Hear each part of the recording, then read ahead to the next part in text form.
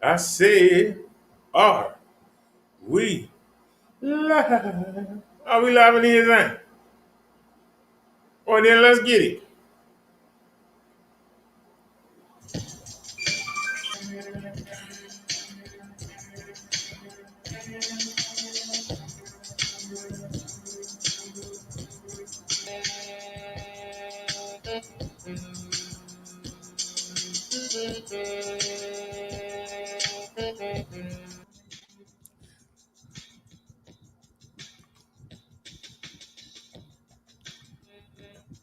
Eh, my bad. That was my bad.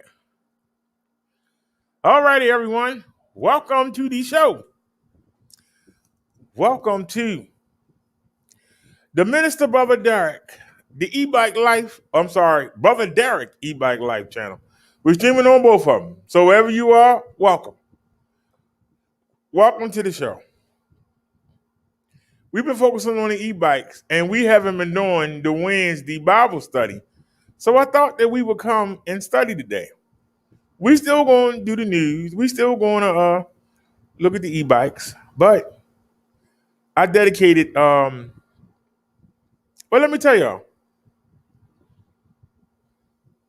I listened to the ladies in the chat when they said go talk to the seller. So I did.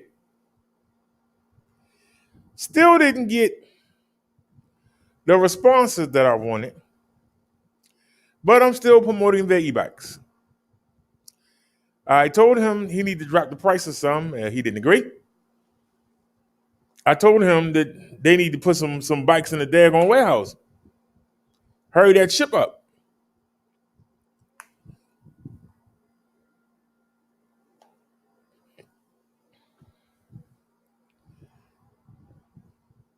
And I told him about the problem that I was having with the bike that my stimulus paid for. And I told him that I was focusing on that and getting Marsha fixed, then on the other two bikes. But that Jan has an appointment on the 17th. And after we get Jan straight, then we're going to work on the PX1. But right now,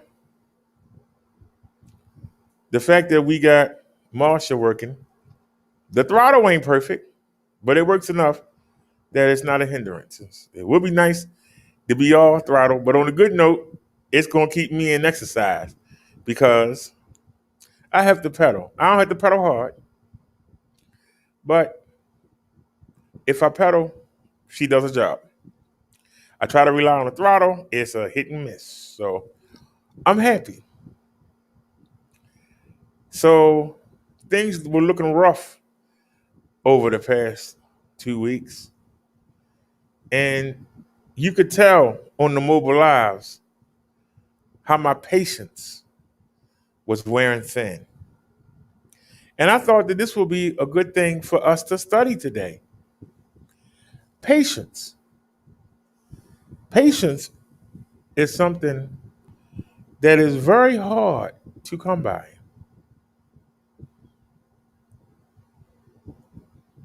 Matter of fact, a YouTuber made a song. I thought I would share it with y'all. It's kind of goofy, but it's the topic of today's show. So let me play it real quick. I hope that Kit Boga doesn't mind this. We're only going to play the music. I hope we don't get in trouble.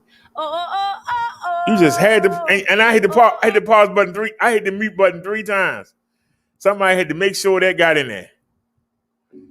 I hit the mute button 3 times. They still had to make sure that was in there.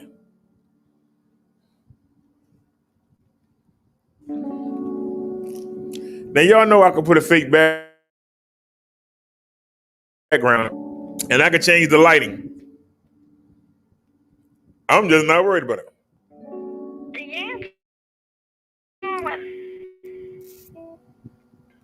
The Beatles, they would fume. But Herbert would always poke along and sing this little tune. Shout out to Pitch Plus. Don't be in such a hurry. Hey, Liz. Have patience. I don't know what Nia is. I sent her an email.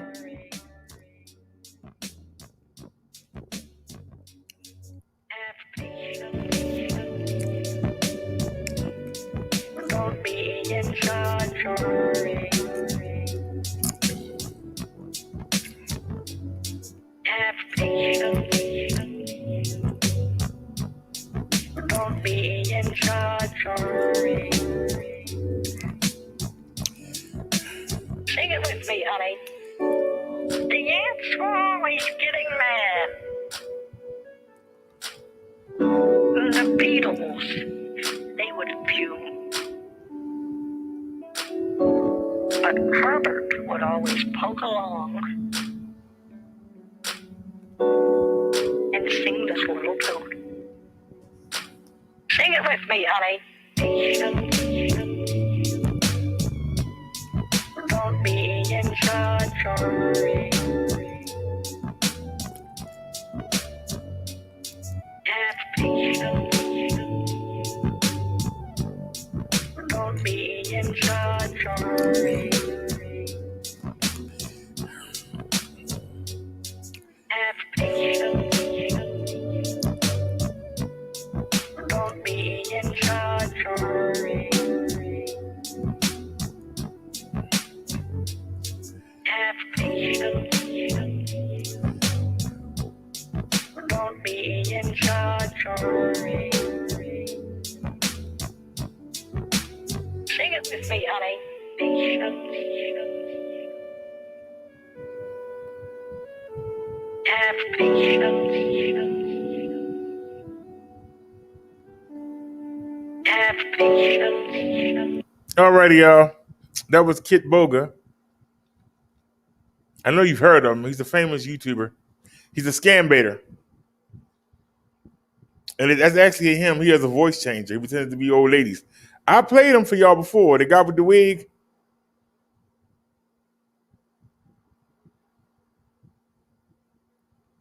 Well, he made that song to irritate the scammers. Because they in such a rush to get money out of the victim. And so he came up with that song when they would try to rush him. His job is to waste that time so that they don't have time to bother and cheat real old people, but to keep them on the phone as long as possible so that they don't have time to scam somebody for real. So he made that song up when they would say, come on, hurry up, because they got other people to go scam. They want to get the money out of him and move on to somebody else. And that's why he made that song. Patience. They say that patience is a virtue. And it is, because it's really hard to be patient. When you want something, you remember that commercial? I need my money and I need it now. I need my money and I want it now. We always want things so quickly. But it takes patience. Like when you're baking bread. If you're sitting there watching it, you're going to get impatient as you wait for it to rise. Baby, go sit down, man. As you wait for it to rise, you're going to get impatient. When you find yourself getting impatient, focus on other things. This past 2 months,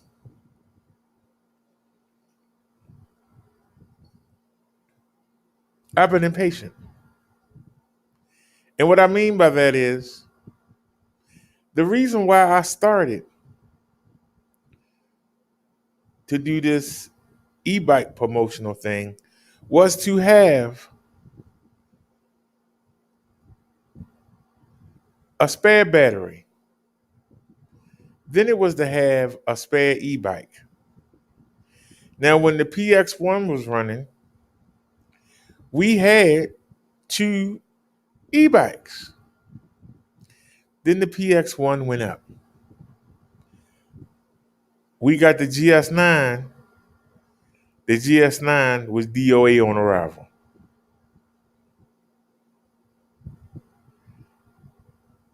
Patiently, I knew it couldn't totally be dead. And I kept asking the seller, should I try switching the batteries? And he said, no, it won't make a difference. Well, I did. And Jan worked for about 5 minutes.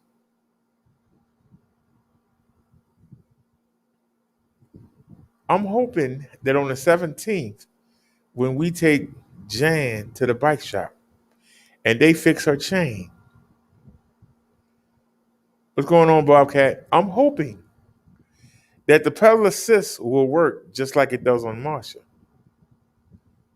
And I have the new controller, but because she's powering on now, I haven't switched them. Because I seen it work for 5 minutes. I haven't changed them yet. I might not have to. See, I'm showing patience. Now, I could yank the other one out and put the new one on,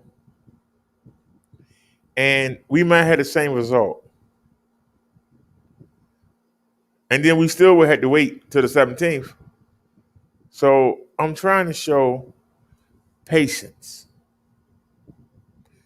But now that we have Marsha in a manageable condition, I'm more relaxed now because I have 2 sets of wheels, which is what I wanted. Now, I wanted the PS6, but I'll take Marsha for right now.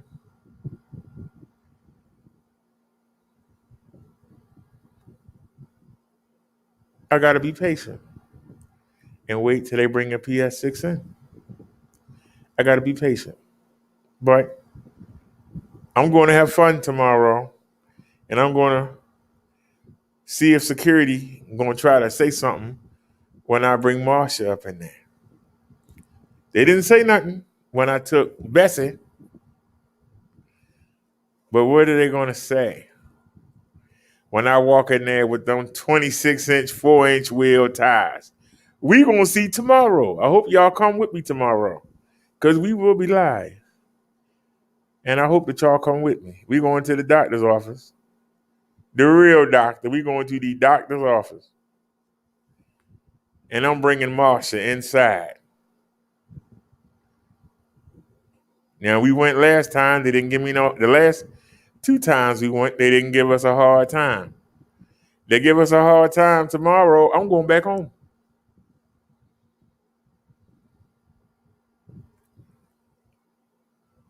Like I said, I don't know if them big 26-inch wheels is going to make them say, whoa, Nelly. We'll have to see. Y'all don't realize it. Without the pannier bags on, Marsha look bigger than Bessie. You got them big tires. Even though Marsha looks more, what's the word? Refined. Looks more professional. She's big. Yes, I'm going to go see the doctor. And they not going to stop me.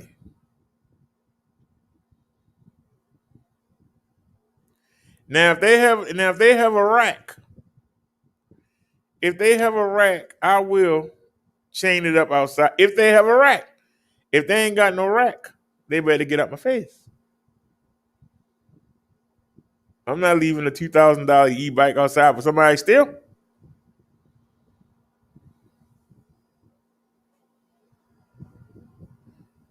We was able to take the Swagtron in there. We was able to take Bessie in there. And we taking Marsha. Now they don't like it. Then we'll deal with that when we have to deal with it.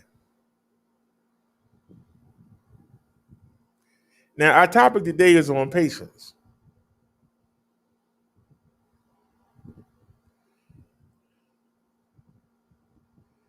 No, they have something like that. If somebody want to donate one, I'll gladly take it. But no, the alarm does not have an F on it.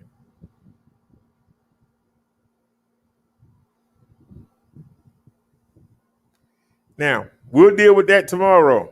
That's tomorrow. I hope y'all come along. I enjoy your company. If y'all noticed, I made a series of uploads today. They were not of my doing. The seller asked me to make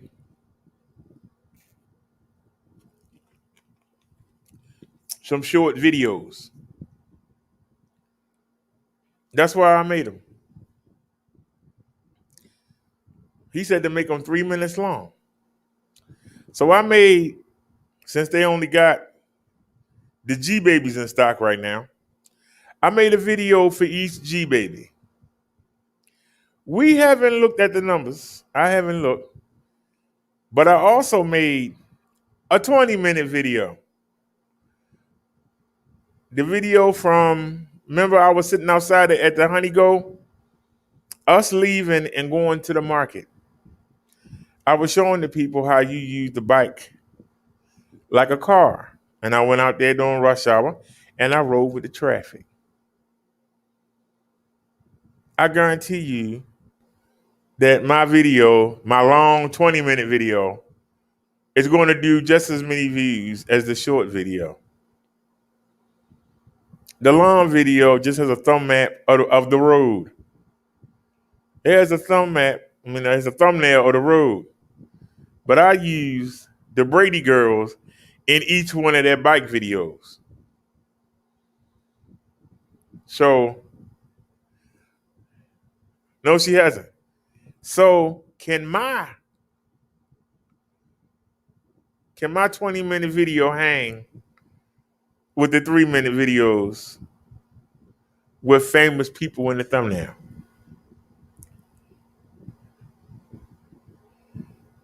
Let's take a look before we get started here. Because see, I haven't looked because I've showed patience. That's our theme for the day, patience. It always says the Reverend. I don't know why. Go to your channel. Let's take a look. Go to videos.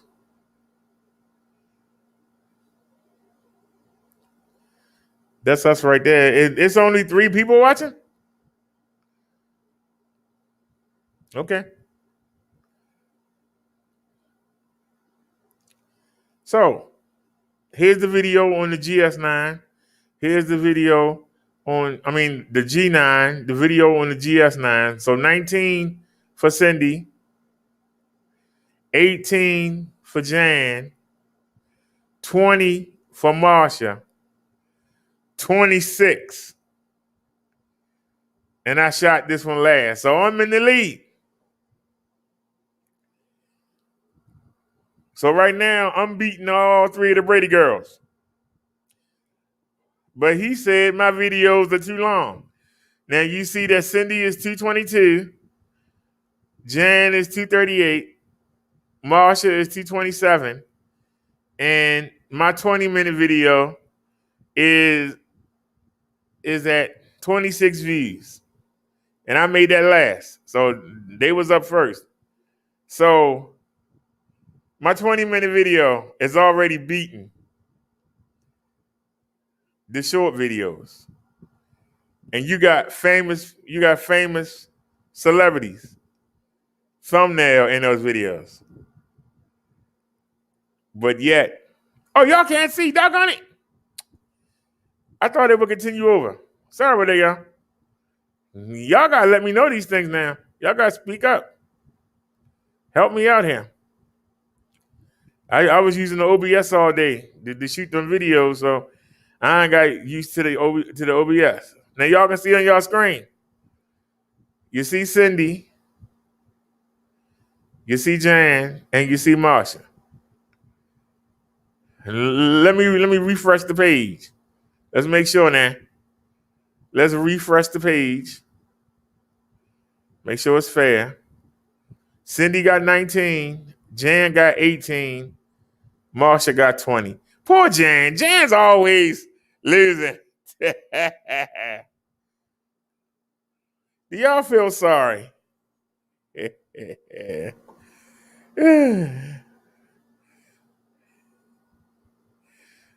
Okay, there's Nia. Hey, Nia. So we did what the seller asked us to do. I told him, I said, some corny music and words on the screen is not going to make me want to buy an e-bike.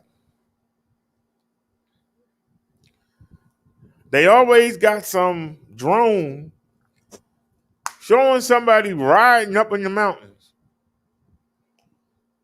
You live in the inner city, you're not even going to pay that no mind. Because you ain't going to see no mountains like that. You wouldn't even associate yourself with the people in that video. But I said, okay. And like I said, so far, my style of video is winning. We'll see what happens. We'll see what happens. Can I stand up to the power of the Brady girls?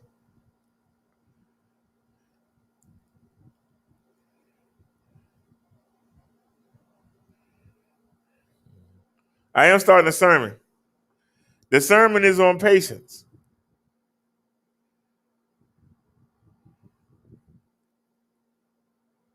Nia, you and Liz asked me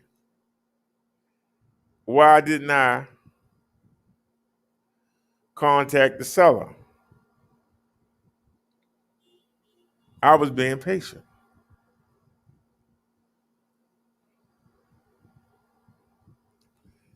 I was really at a crossroads at whether or not I wanted to keep doing this.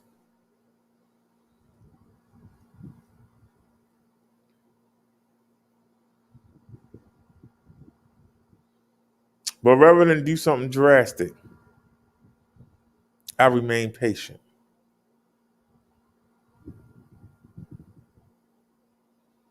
Later on, we're going to be reviewing. Our stand came today, the phone holder for the bike. We'll be reviewing it today, and we'll make the decision whether or not we need to buy a mount to go with it. So stay tuned for that. Those of you on the e-bike channel, I got e-bike stuff for you. So if y'all going to tune out while we do the sermon, keep checking back so that you can see the unboxing. Now, patience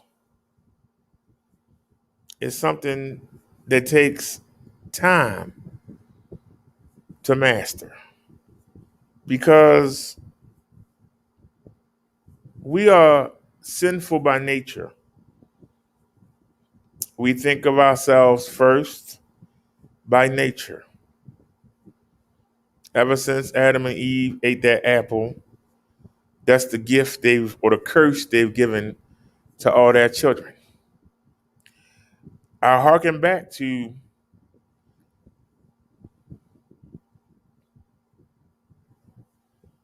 when Nia asked me, were there any other articles she could go look up about people worrying about whether or not their loved ones were going to heaven. And there weren't none. We had the only one. That's proof that we care about ourselves. Let them marinate. Because see, most people worrying about are they getting into heaven. Then once they get there, then they're going to look and say, hey, where's mom at? Hey, where's my son at? Hey, where's my husband at? That's when they're going to look for you. Ain't nobody thinking about you. They thinking about themselves. And that's because we selfish. And that selfishness makes us impatient. Because we want things like this. We don't want to wait. We can go home and cook, but we want fast food. We want it fast. Then when we get sick from eating it, then we want to complain. We want things fast. We want the mechanic to hurry up with our brakes. And then we get down the road and we crash into a tree because we didn't rush the mechanic and he made a mistake because we were impatient. We want things fast. I'm fussing at the phone because the phone is doing not what I tell it to do, but what it wants to do. It makes me impatient because I want to do something or show y'all something, and the daggone thing doing something totally else that ain't got nothing to do with what I'm telling it. It makes you impatient.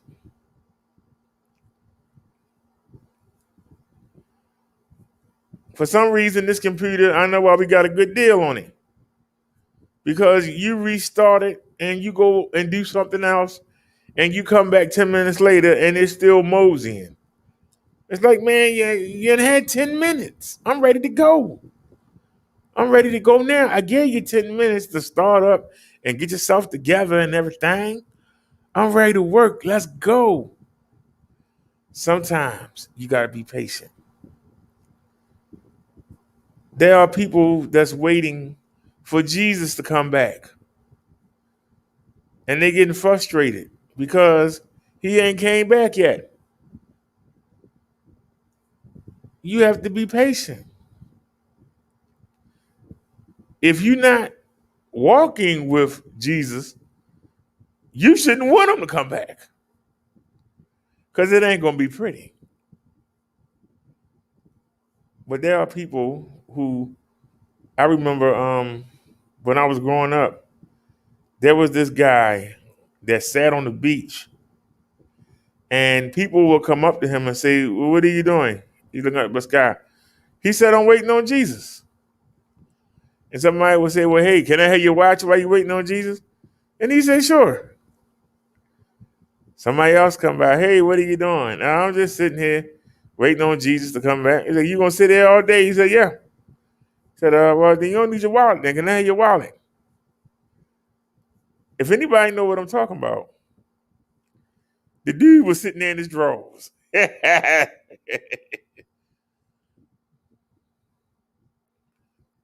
Instead of him sitting there waiting for Jesus to come back, why isn't he trying to make the place where he live a better place?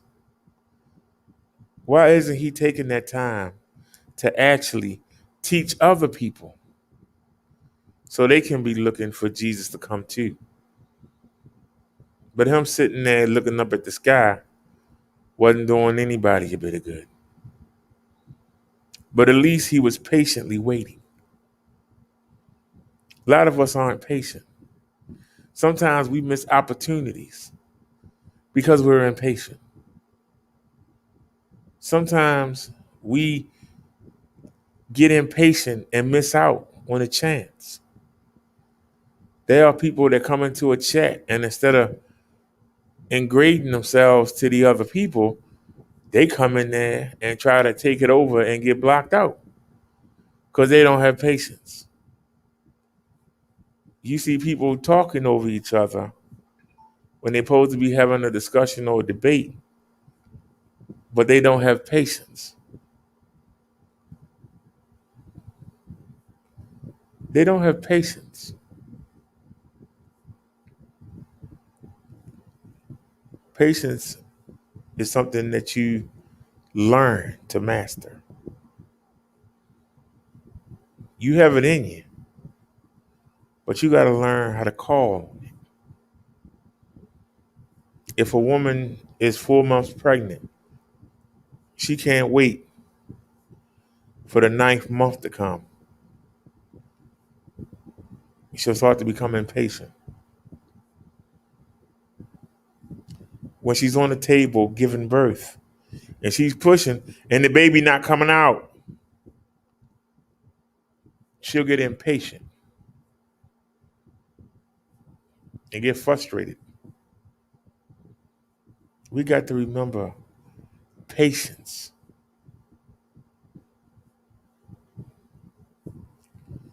Patience is the key. They moved all the trash cans over underneath my window. Flies have been coming in through the air conditioner, and I'm trying to figure out. I've been here since February. We haven't had, flies come in, but they coming in. When I took the trash out today, there was like 80 flies out there, right under my window.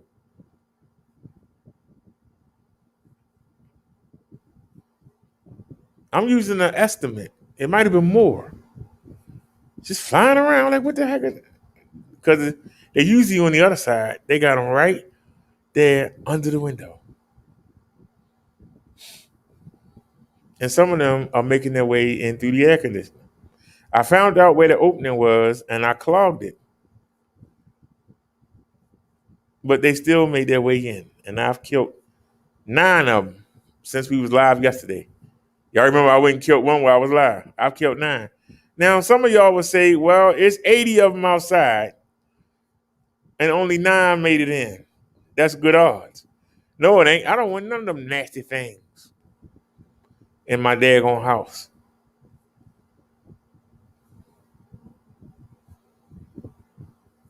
And I actually killed one with a plastic bag.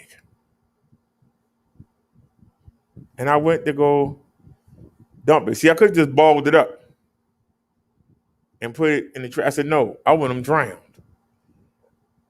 I went to go drown them. And I walked back with the bag to put the bag in the trash. And guess what? One flew in and landed right on my pillow. You know I beat the crap out of that fly. How disrespectful. Now I had to wash the daggone pillowcases. You wash one pillowcase, you might as well wash the other. Liz said she was just able to get the duds back in. Patience. Because I know that even though I clogged up, that window, the air conditioner does not fit that window. When we was at the other place, the people they actually built wood. They took out the windows and they built wood and made a window. The nets will come in, but not the flies. But we was away from the trash. The trash was in the middle, or it was at the alley. It wasn't up against the building. But they got the cans up against the building. It's really frustrating because I take pride in not having no bugs. If I see a bug, I get up and kill it. I got several tricks I told y'all last night to kill a bug. It got to the point that I started putting a little bit of bleach in the bottle. I might have messed up my curtains because, see, they come in, but then they want to leave. But they figured their way to get in, but they can't figure out how to get back out. And so they keep going to the window. It ain't like they're going for food or something. They come in and then they try to figure out how to get back out, and they see the light through the window, and so they go to the window.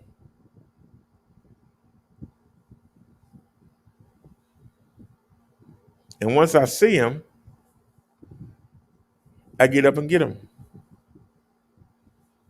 If they fly by me, I don't just sit there and go, hey, we got a fly in here. I get up and chase them all through the house, spraying and swinging till I can knock it down. Once I knock it down, then I step on it, get a tissue, put them in the toilet. But it takes patience. One fly was so fast that I couldn't get him. But every time he came out, I would spray him and I would swing my book at him at an angle. And it normally only takes me 30 seconds. It took me 15 minutes. I sat on the edge of the bed because he kept ducking behind the router, and I didn't want to get the router wet. So I kept waiting. And he came out, and I had the door closed, and the chase was on. We was going all around, all up the bed, up the ceiling. I chased him all around. Finally, I caught him underneath the cable wire.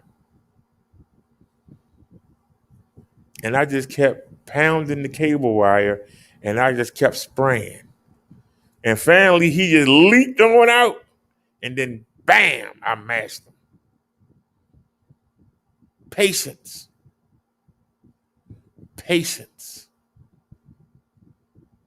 Patience. You'll get what you want. You just gotta be patient. A lot of the times we want to take the shortcut. We want to take the easy way.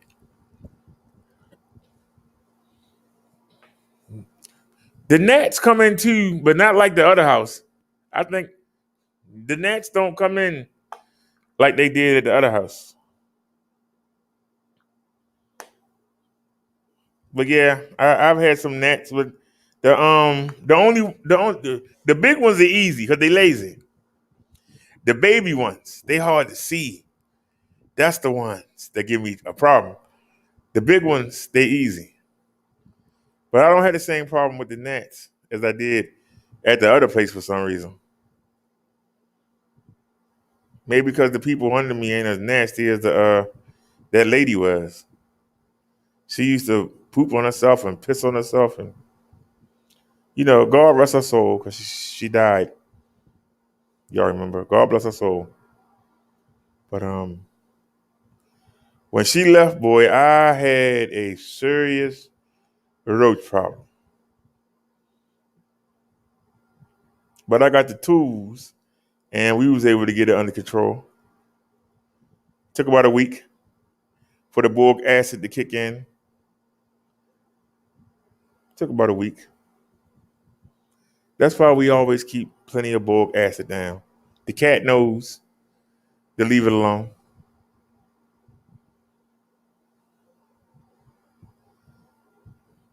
But I noticed that Liz mentioned gnats. I noticed that some of them were coming in through the air conditioner, but it wasn't maybe like once a day. But I put the apple cider vinegar. Somebody has suggested that for the leg cramps. So I went and got some more. I got a pot in the bedroom behind the router so Davey can't get to it. And I got one sitting right here by this air conditioner. And there's two of them in there.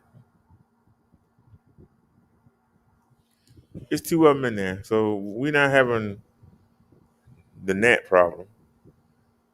But the spray bottle works just as good on the nets. All you got to do is spray them and get the wings wet. When the wings wet, they can't fly. They need a place to sit down. They got to stop. And when they stop, that's when you nail them. No matter how fast they are, get the wings wet. That's why if they try and be slick and try to fly off fast, chase them. When you see them sit down, don't wait till you get to them to spray them.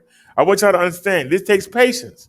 Because you see them, you want to go, wait, start spraying with the bottle aimed down. And then they ain't got no chance. See, that's patience. Patience. When we were looking at the phone videos, and we are only interested in the video stabilization. We don't care about whether or not the phone do this, whether or not you can play games on it. We don't care about web browsing, and only thing we were interested in was the video stabilization. You saw me lose patience with the YouTubers. Yeah, well, they should have done this with us. The video says stabilization. We want you to talk about the stabilization. You talking about everything else. Don't nobody care about that stuff. Maybe somebody do. But the title of your video is stabilization, and that should be your focus. Then you can go into the other things if somebody want to stick around, but you came to see how it stabilizes the video. For those of y'all that still don't understand, I don't know how you don't understand what video stabilization is. It's when you're watching the video and somebody's outside, they driving or they walking and they riding a bike, and every time they hit something hard or take a bad step, the whole thing wobbles and shakes, the whole screen. So you sitting there and it's like this, you want something that's going to be stable, because when you're watching it, you want to watch a stable video. The reason that we showing you the video is so that you can see where we are and you can put yourself there.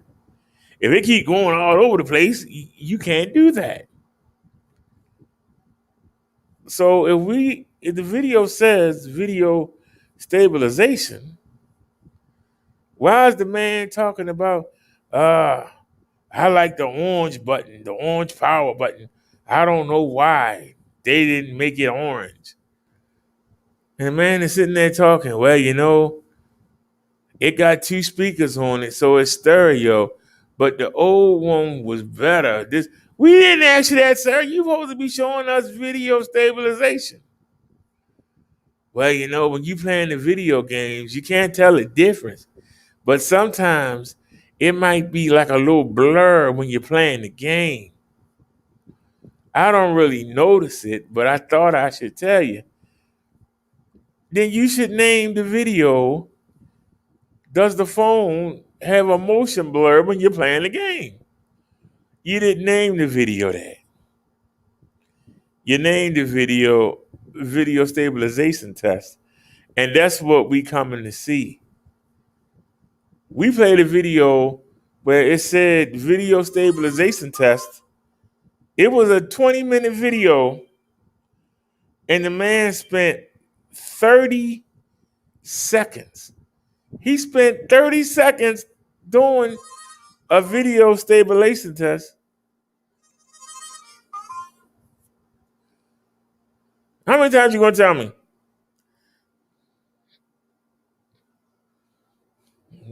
I ordered Davey some kitty litter.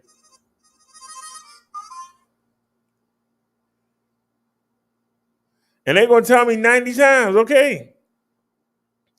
Okay, Cash App, we got the kitty litter. How many times are they gonna tell us? I thought somebody sent a donation.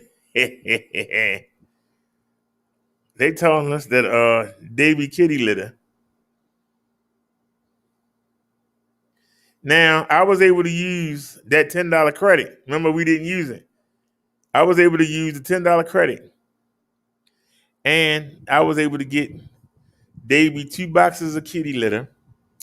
And we got a backup phone mount.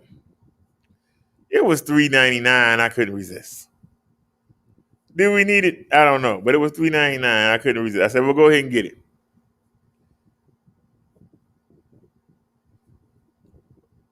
Because now that we got 2 bikes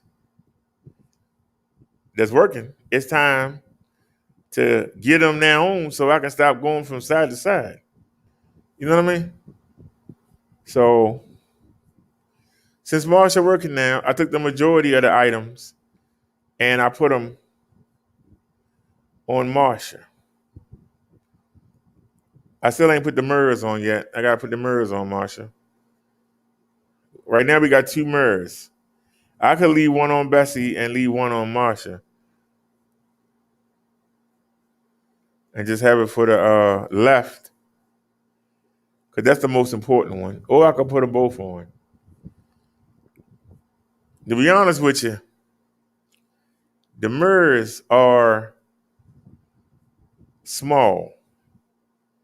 I got them because, hey, They was only $3.99 for two of them. Hey, but they are small. You really can't see much. You know, Mud Duck and Bobcat was saying to be patient and wait to get a better phone. But we need the phone now. The mobile lives look horrible. And if we want people to start watching us and we want to grow, we need to make the adjustments when we get the opportunity. And we had the money to do something, to improve what we had. If we can get even a tenth of the footage that we saw online, a tenth of it, it'll be worth it. If the Google camera is better than the Alcatel, if the Google camera is better, it's not a problem. Now, later on down the line, if we come across a windfall, then maybe we'll look at getting an S10 or something like that. But right now, we just need a camera, a decent camera to do the mobile lives, just to make them decent. Especially now that we got Marshall going and we can only partially, you know what? I should have asked them to look at the shocks. We can only partially use the front shocks. So that means we're not going to get the help against the bumps. Now, she got 26-inch fat tires now. That helps, with the shock. And the rear suspension is excellent. So we're going to see. But right now we have the new phone mount adapter, and after the sermon, I'm going to unbox it for y'all, and I'm going to connect it to the mount that we have, and we're going to see if it's stable when we go out tomorrow. If it's not stable, then I'm going to have to order a mount. I'm hoping it is stable, so I don't have to order anything else, because we have another mount coming. I think it's coming Tuesday. We have another mount coming, and we're going to put one on the bike and put this one on one bike and be done with it. We ain't going to be going back and forth, back and forth, back and forth, back and forth. You know what I'm saying? Back and forth, back and forth. Because that's getting tiresome. Y'all were actually waiting for me. I played Kevin, and then I played a video of myself out. And I normally skip through the boring parts. I didn't get to do that because I was taking that opportunity to put the stuff on the other bike.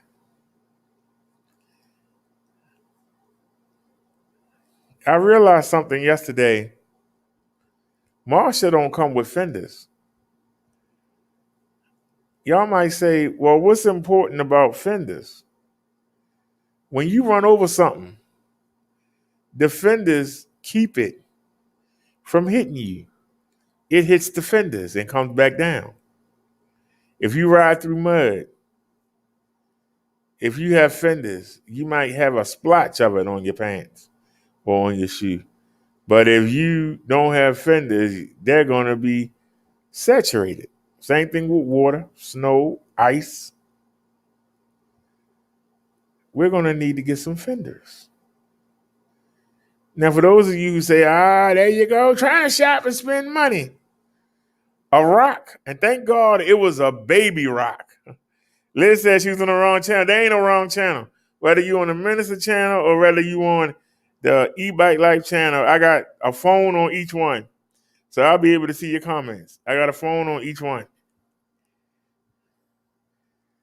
The Chinese lady made a video. What channel It's sub to her. Oh, she on a different channel. Okay. Then I was probably on that. Okay. Like I said, it doesn't matter what channel you're on. If you chat, I'll see it. I can see it. I'm looking at the chat now, and I can also see it. It's 3 of y'all on one channel, and it's 4 of y'all on the other. So I'm gracious. We got 7 people watching. Today is Bible study day, and we're talking about patience. And I've been using several examples of patience. This isn't Saturday. That's not an official sermon. Bible study is when you talk to the people. So I pulled up some verses. Liz could probably teach it better than I can because I don't look at them. But I sent it to her and asked her opinion before we did it. I didn't look at any of it. I just sent it to her because I want to be surprised. I want to break these verses down with you, and we're going to study. We have 2 topics today. One was patience. And I hope that y'all were listening to what I was saying in between the stories, because patience is something that we should have long. We should have a lot of patience. Sometimes somebody around you might be holding you back because they're not as good as you. But you got to be patient. You have to be patient. If the people on the Minister channel, if y'all want to come over to the e-bike channel, that's fine. Or y'all can stay there. Maybe go sit down. But even though the Minister channel is the big channel, everybody is Davey, go sit down, man. Sounds like I tell you that.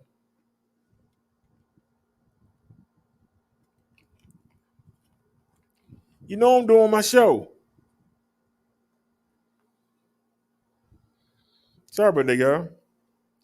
I'm trying to be patient.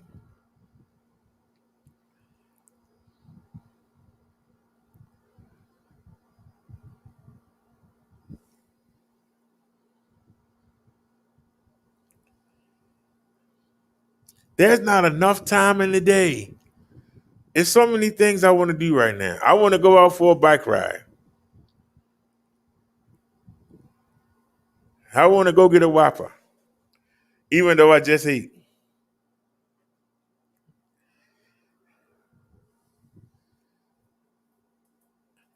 I had to clean the litter box out. I had to take the trash out. These are normal things.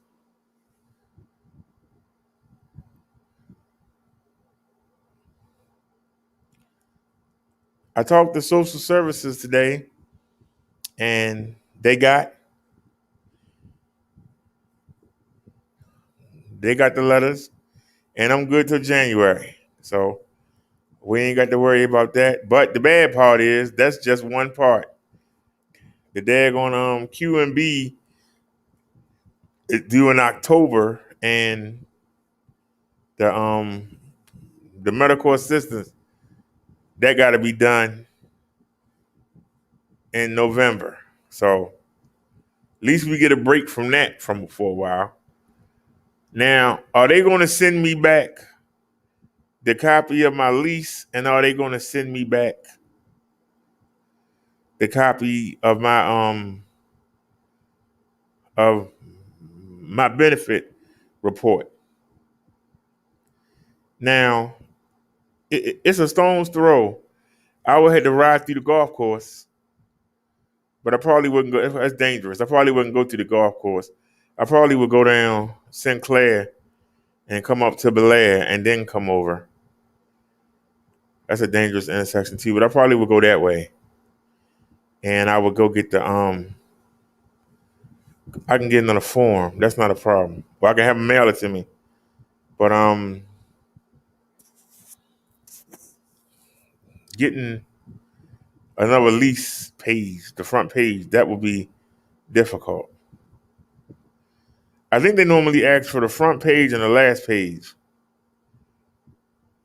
Now the good news is I have pictures of them on the computer. I think you can go get copies made off a picture. Can't you do that now? Can't you take a picture off a phone?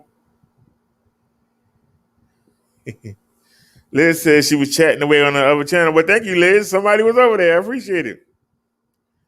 That's not a bad thing.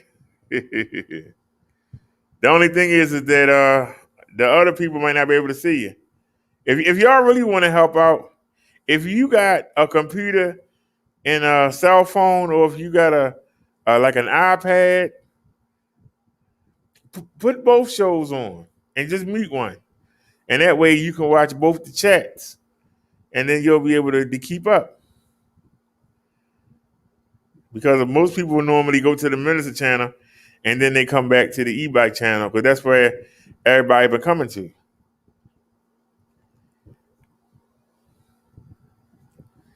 Like I said, we don't really worry about the two. I'm trying to keep the show moving, because I can tell you, I'm excited right now. I'm excited because I'm at peace.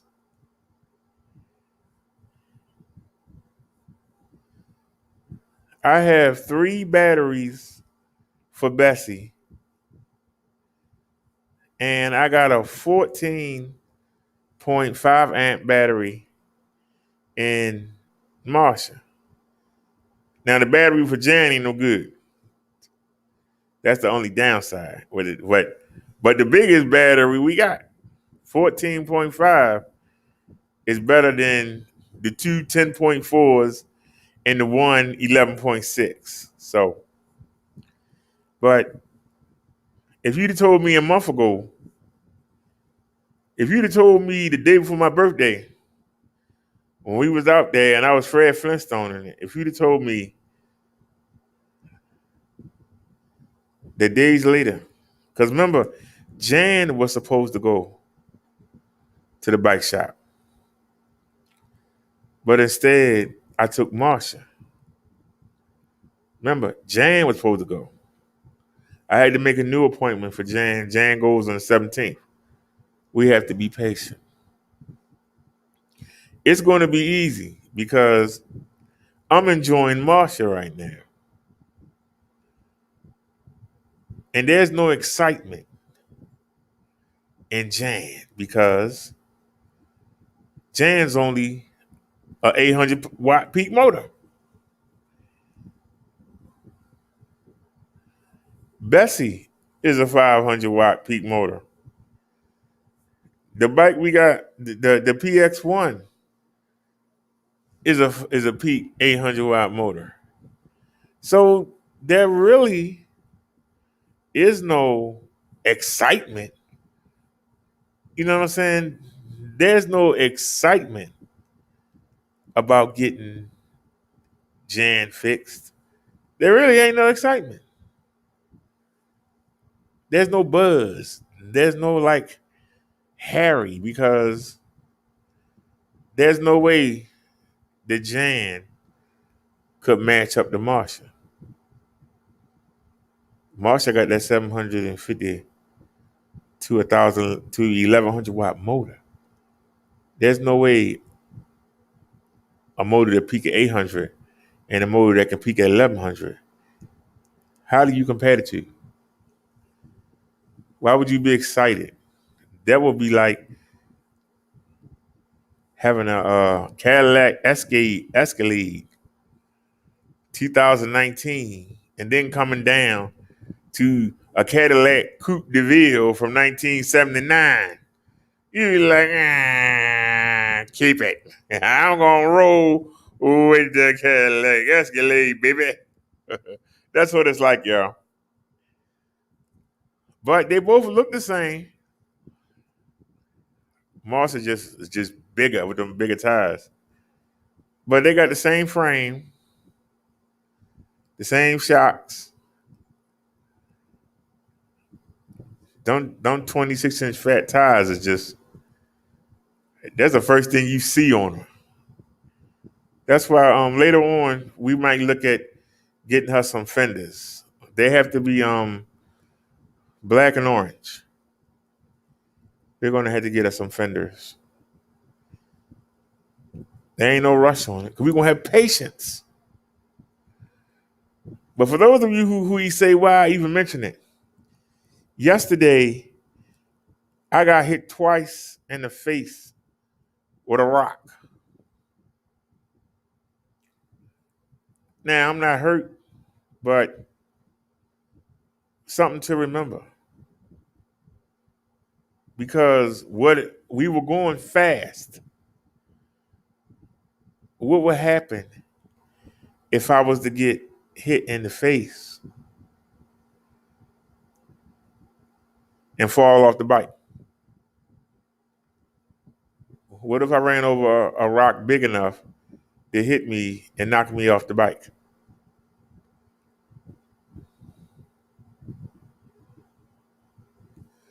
So that's something to consider. And some of you going to say, oh, he just wanted an excuse to shop. That's all he want to do. He don't need no.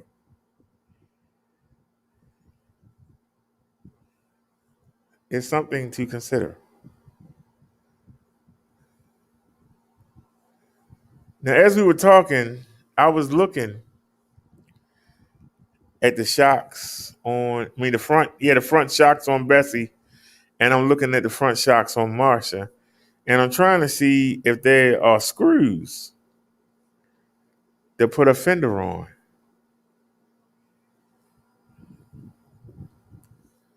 I'm literally looking because it depends on what kind you get. Some of them have the thing and some of them don't. Some of them you just put on the same screw as the headlight, which I could do. And then I'm looking at the back and I'm realizing I got the seat so low. I don't know. Might have to raise the seat up some.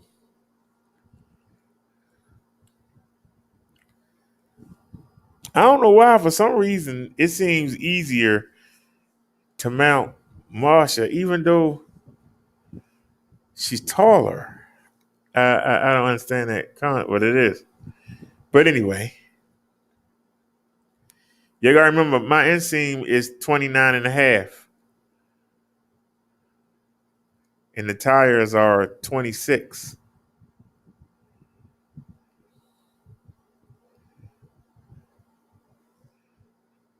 Bessie is 20 inch.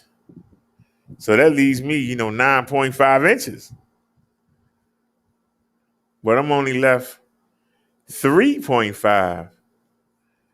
But it seems it's easier to get on Marsha than it is Bessie. Can anybody explain that? Can anybody explain that? But I know the seat is higher. As I'm looking, the seat is higher up on Bessie than it is on Marsha. So even though Marsha tires are 6 inches taller, I have the seat all the way down on Marsha. And because of the suspension seat post, I have the seat up 2 inches to take advantage because the suspension is in the seat post. The same way, like on the front fork, you see the two on each side. It's a skinnier one, but it's in the seat post. So I've been wanting to take full advantage of the rear, suspension. So I raised the seat up. So that's why it seems, because it is. I'm looking at both of them. It's that much difference. Y'all see that? It's that much difference in height. The seat for Marsha is that much, even though her tires are 6 inches taller. It's that much difference. I guess if you lifting your leg up, that do make a difference. I'm just saying, if you, I guess it make a difference. But anyway, our topic is patience. Y'all had to excuse me because I keep going off, but you know, I'm happy right now because I'm at peace. You know, the bills is paid. You know, my biggest worry is going to the doctors tomorrow. And we gonna ride around. Liz said don't make a difference. We gonna ride around. I'm gonna leave out early. I'm gonna try to leave out early tomorrow.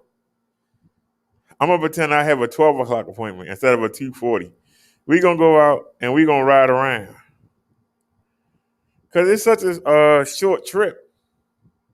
Y'all see how fast we got to the bike shop. The hospital is at the light. Y'all know that the bike shop is in the middle of that hill. The hospital we was in the middle of the hill. At the top of the hill was the hospital. It's right there. So much shorter than going to the other one where you got to ride all the way up that long road, go up all them hills.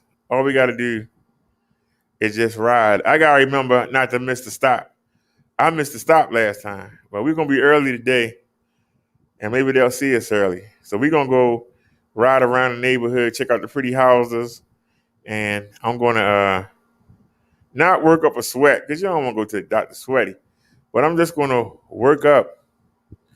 I don't want to be rushed. You know what I'm saying? When you late, you know, and you trying to hurry, and you all pumped up and your adrenaline's going, and then it take a while for you to calm down, and they give you that blood pressure test, and your blood pressure is higher because you pumped up and you're coming down. You're like, yeah, I made it. Oh yeah. I want to go in there smooth. Just, hey, how you doing? How y'all been? I don't want to be, hey, I'm late. Can you still see me? Oh, I got fast, good. Hey, yeah. So I want to ride around, test out the new mount, and then we'll go see the doctors. Hopefully she won't make us do no blood work. For those of y'all that don't know what I'm talking about, when I say hopefully we don't need to go do no blood work, what I'm referring to is I go in, I see the security, they give me the badge, you know, with your face on it or whatever, you know. Then you go in the elevator, you go up to the 5th floor, you go down the hallway, you go into the doctor's office, you park the bike right there. That ain't a problem. If she gives you blood work to do, that's when it's a problem. You got to come back down. You got to come back out, get on the elevator, come back down the stairs, okay? You got to come back down the stairs, walk by the security guard, walk down, walk all the way around, walk up the ramp, go by the cafeteria, and then you go all the way over, talk to the lady, then come back, then you go in there to get the blood work done, and Marsha gonna be sitting in the middle of the waiting room, and you had to put the alarm on and go get the blood work done. Ask, can you use the bathroom? Hope nobody don't steal Marsha while you in the bathroom. Yeah. Shucks. It's it's a lot.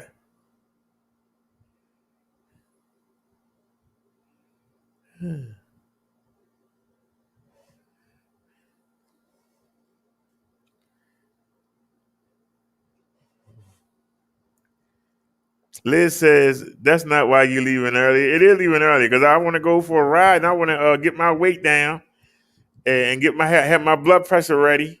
I want to go in there all relaxed so I get good reviews. So I ain't got to hear no scolding. She asked me to see the diabetic lady, and we did. She came on and groan about that.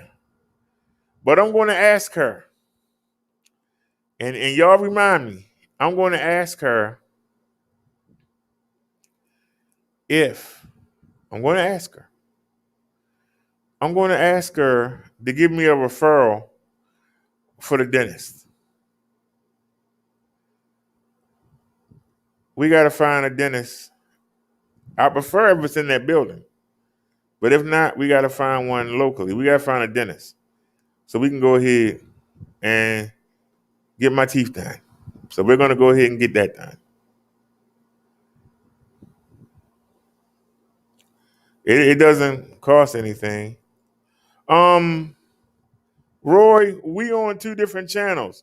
You need to come to the other channel. That's where everybody at. We streaming on 2 different channels, Roy. And I didn't know you made live streams. So why would I be in your chat? I don't know you make live streams. What did the avatar look like? Did you check how many subscribers? What channel was it?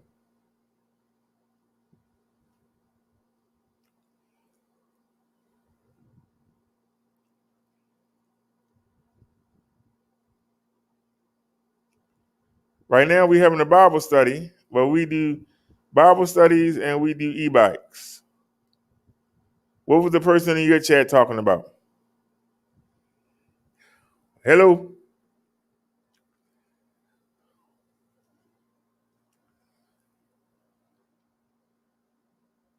RE has been showing that the past 2 weeks. Somebody cloned the Minister channel, but we barely use the Minister channel. We over here on the e-bike channel. If you want to come join the conversation, Brother Derek, e-bike life.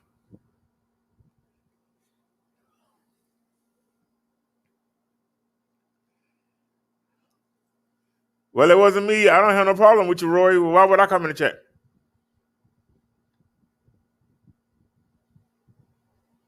But hold on a second. Let me get you the link. Hold on.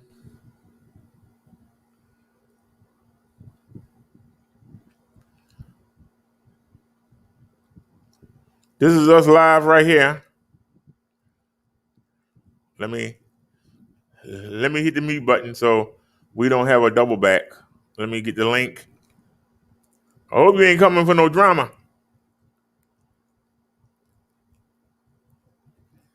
We give everybody a fair shot. Here it is. Here's the link.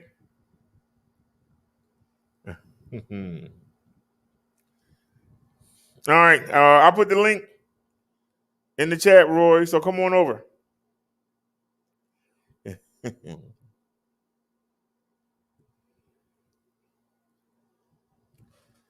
See, if I look on the Hangout screen, I can see both chats. But the people don't see you. So you have to come over into the other chat. There you are. All right. Roy Rodriguez joined the show, y'all. Along with Liz, Bobcat, Naya. I don't know what Mud Duck is. I guess he'll pop up. So like I was saying, our topic today was patience. And I used myself as the guinea pig. And I showed you how I've been short on patience over the 2 weeks. And I've showed you how I dealt with it. So let's look at some scriptures on patience. This is the Bible study. So let's study the word.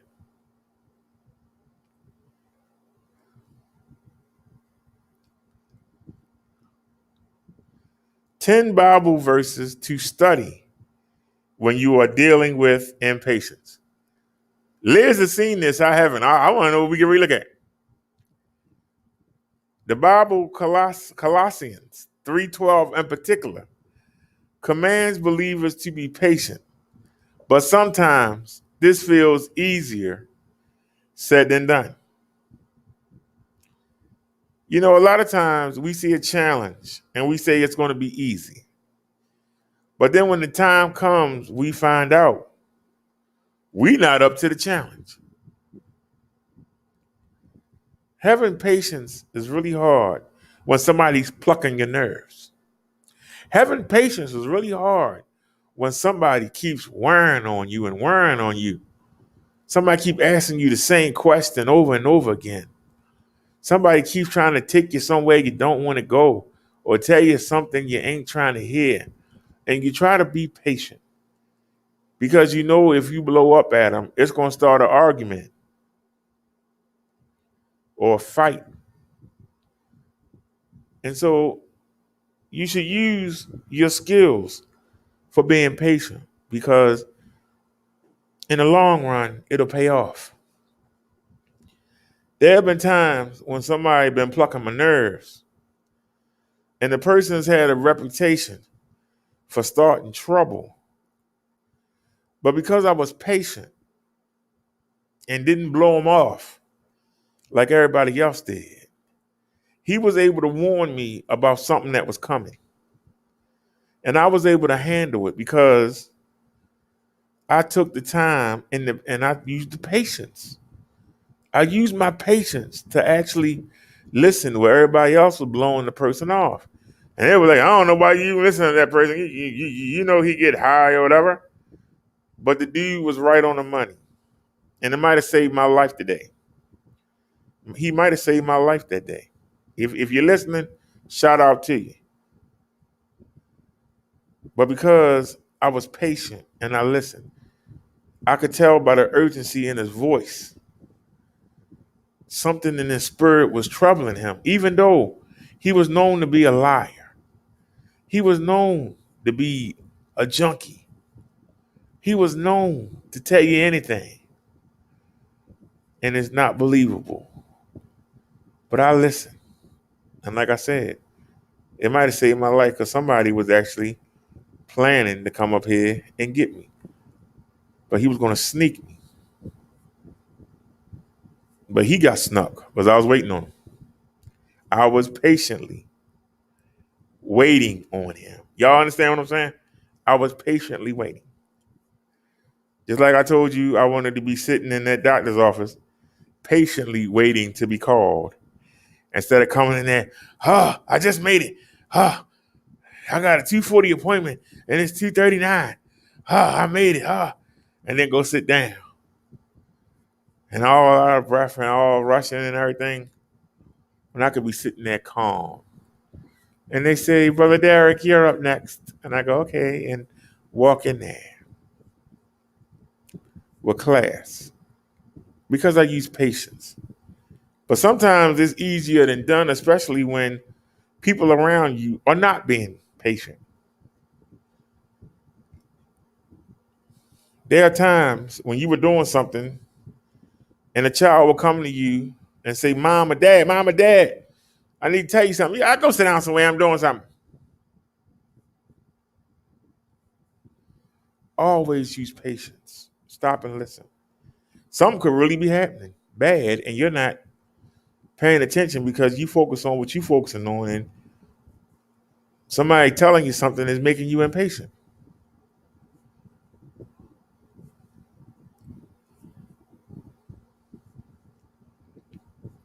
You know, if I see they be looking at something, I look. Even if something going on the TV, even if I'm chatting with somebody, if she look at something and don't turn back, I look. What are you looking at? Because animals see stuff before we do. What are you looking at?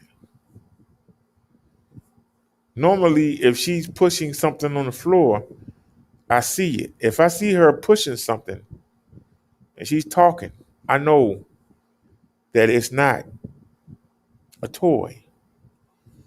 I grab a shoe and I go see what's up. A lot of the times it's nothing. But it's been a couple times. It's been a couple times that she spotted a roach coming under the door. And instead of her stomping it, she got to go push it around. And I go, it's only happened twice, but I go kill it. We was at the other apartment. When it would be the real hard rains, the field mice will want to come in someplace safe. The adults know because of the electronic devices. They know not to come around me. But the babies are stupid. They don't know. They just want to get out the rain, the cold. And they come in. And Davy will go get them. But she's not mean. I wish she was. But she's not mean. But she'll go get them and she'll grab them and put them in her mouth. And then I go and I had to put something on them. It's only happened twice. Y'all know it because I told you. One time it happened during the show. Y'all remember when I was living downstairs on the first floor, we right there at the trash. There going mouse came in there. Boy, I stomped on that mouse so hard and he ran up under the bed and I couldn't get him. I stomped him like I don't know what. He ran under the refrigerator. Y'all remember True Freeman made fun of my refrigerator being like 4 feet from the bed. I got a broom and I jostled the heck out of him. And he ran under the bed and I couldn't get him. But I leaned down and I took that broom handle and I knocked everything from under. I kept swinging. We moved upstairs. And I heard Davy hitting at something and talking. And I went over. And she had that same mouse. And he was limp and he couldn't run because I stepped on him a couple months before. But his dumb butt came back. And I beat the crap out of him and flushed him right down. I beat the dog turd out of him. He ain't learned the first time. I put something on him. And some of y'all will say, oh, you're cruel. No, I'm not. If you dumb enough to come back, you dumb enough, and you came back to a different apartment. I took great pleasure. I took great pleasure in taking him out. I took pleasure in it. Leos are hunters. We love to hunt.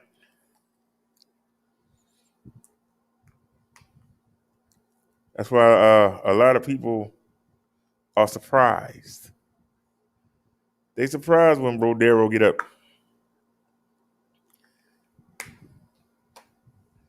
But if you do what you're supposed to do,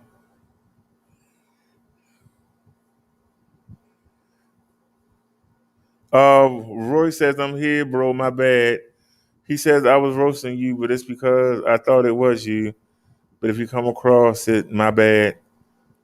And he said, how lives in there? Well, chances are I'm not going to come across it. But don't worry about it. You wasn't roasting me. That wasn't me there.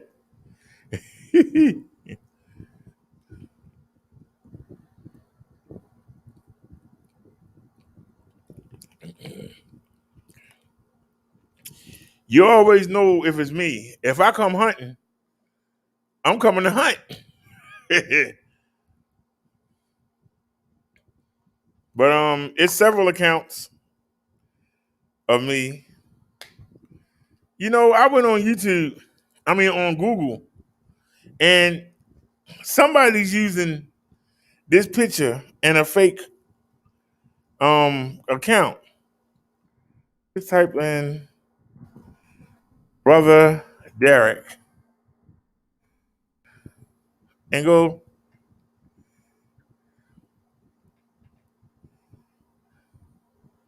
Somebody's using this picture right here.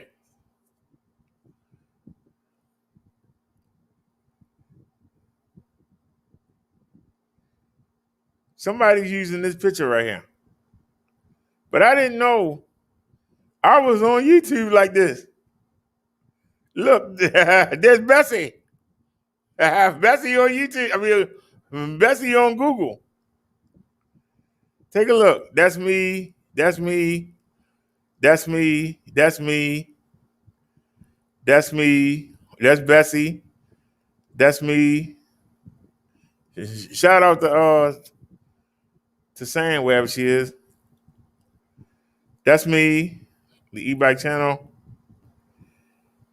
You always can tell how famous you are when you scroll down to see if you see yourself. This is Google. This ain't YouTube. So when somebody made a song called Big Brother Derek, what's his name?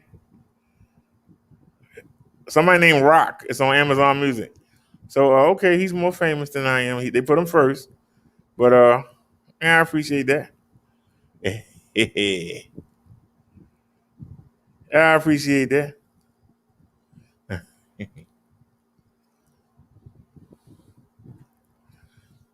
That's why I get irritated. I get irritated when I go look for somebody and they don't pop up. If I don't see it at the first page, I stop looking.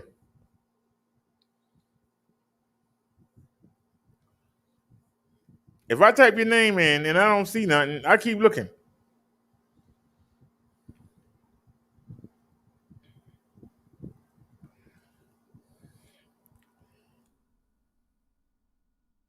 If somebody looking for me, all they got to do is type in Brother Derek. And I'm right there.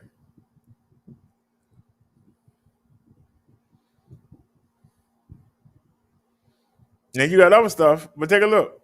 That's me right there. That's 2 of my videos. That's 2 more channels. Then there's some other stuff. But then there's another channel. That's something somebody made on me.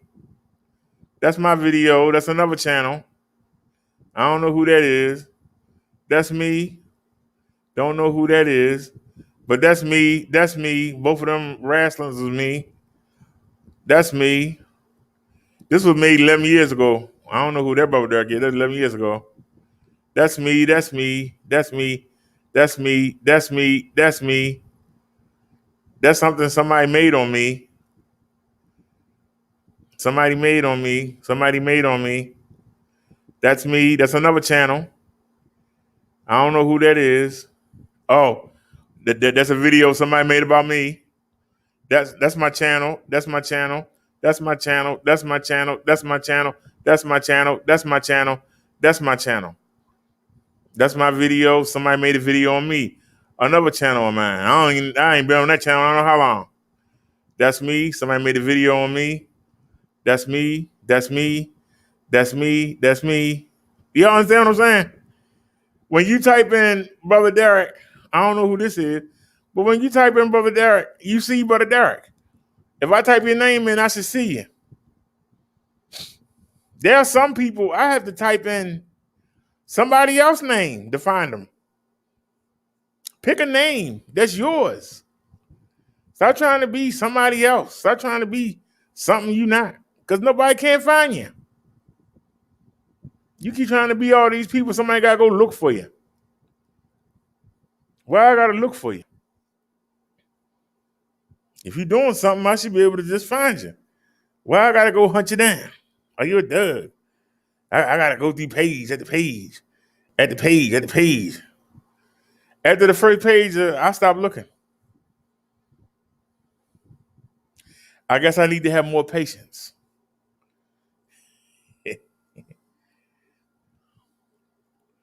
Now let's look at some of these verses here, because this Bible study, and that's what you do at a Bible study. We study the Bible. So we're on patience right now. Wait a minute, I went too far up. All right, Psalms 37:7. Be still before the Lord and wait patiently for him. Do not fret when people succeed in their ways, when they carry out their wicked schemes. This verse stands out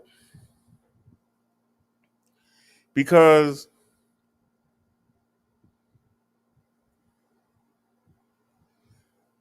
there are people who do succeed. There are people who are succeeding on YouTube right now. They get better views. They get better donations. They get more attention. Don't mean they better. They just do. But you don't fret because you know that they doing a lot of behind the scene things. They doing a lot of illegal things. They have to depend on putting somebody else down to get somebody to even listen to them.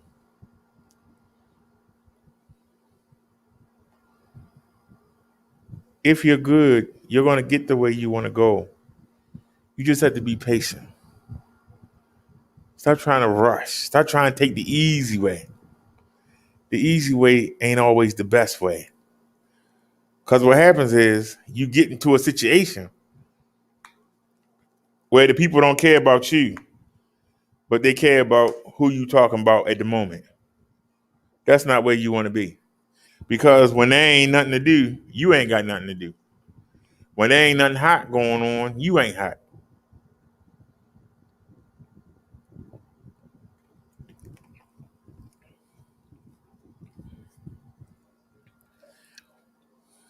A lot of people that we've gone to war with,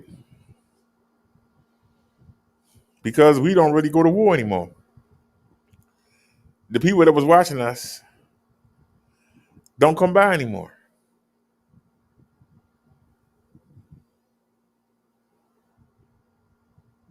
But those wasn't real followers.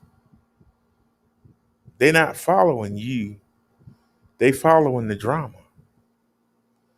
If you have to have drama to have followers, if you just do a video and don't nobody come to it, but you do a video with drama and you got 100 people in the chat, 200, 2,000 in the chat, but then you do a video.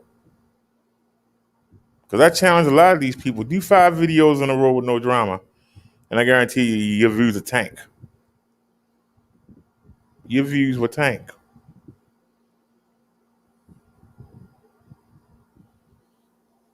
I actually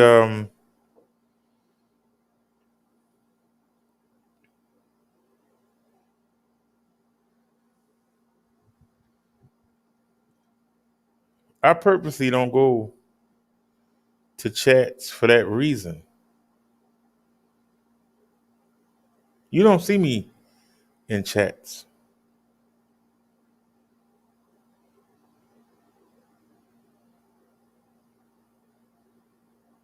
If you do, you'll see me go in there and say hi to somebody. But you don't see me going in there when everybody jumping on one person and I go in there and jump too. I don't do that. A lot of times you see me on a panel. If you look in the chat, you see me coming there and say, hi, how everybody doing? I just came to check in.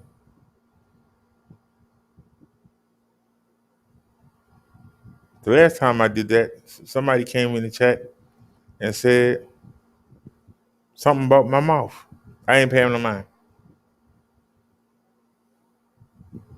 And that person went away. They went away because I didn't take the bait. I showed patience. I kept right on talking like I didn't see them. And see, I took that power away. They didn't have any power. They were trying to start something, hoping that they would get invited up on the panel. By me ignoring them, nobody paid what they said any mind.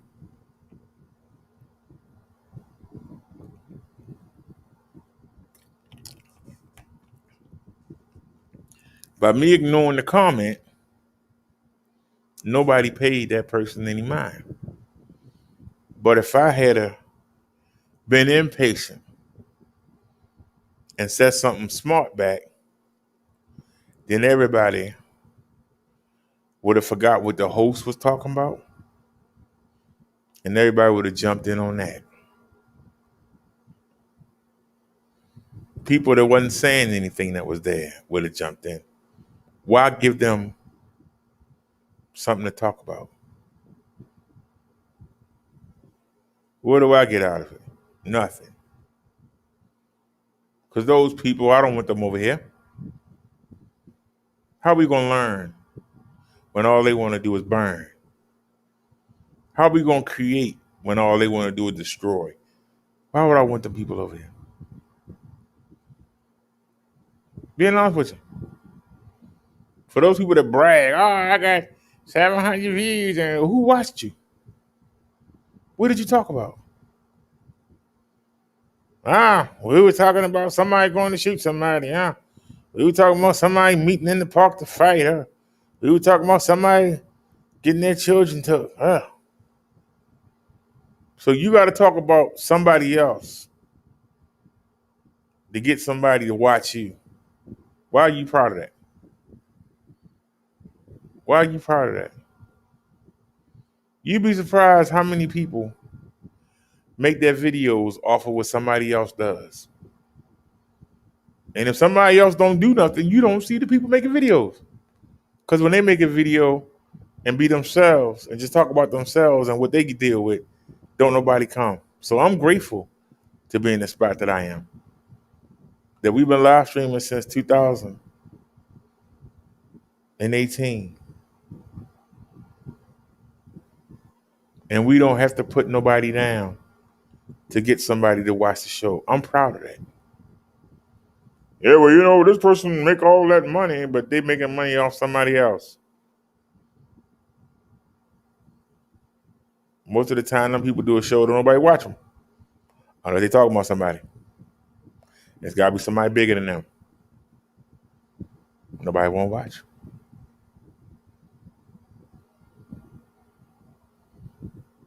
You know how hard it is to get people? Liz said, what caused Roy to come? Apparently the clone was in this chat. Apparently he do live streams now. And there was a clone of me in this chat. And he came on the Minister channel. I told him to come on. Everybody's over here on the e-bike channel. To come on over. But you see, he didn't stay because he came to pick a fight. But it wasn't me. You at the wrong door. You gotta go knock on somebody else's door. That's a clone. RE said that there was a clone.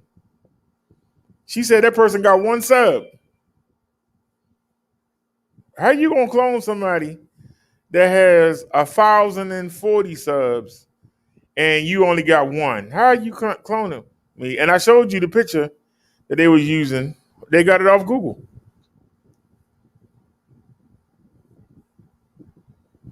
Somebody going around pretending to be me. I'm broke, I'm ugly, I'm short, I'm fat. But yet there's 3 clones running around pretending to be me. And I'm not even in the roast sector anymore. People can't even be themselves. It's bad enough that you can't talk about yourself and have somebody watching. But now you got to be somebody else. Got to be a cartoon character or have a rapper name or have a celebrity name. So that you hope that when somebody looking for that person, that you pop up and they click you. That's what you hope. That's the fast way. If y'all remember last year, we had a guy come in here and we let him on the panel. His name was Michael Jordan something. It was something negative about Michael Jordan. You can't be yourself. You have to use Michael Jordan's name and you got to diss him in order for somebody to watch you. Let that marinate. Let it marinate. Just let it marinate. You got to be a celebrity and you have to down that celebrity in your name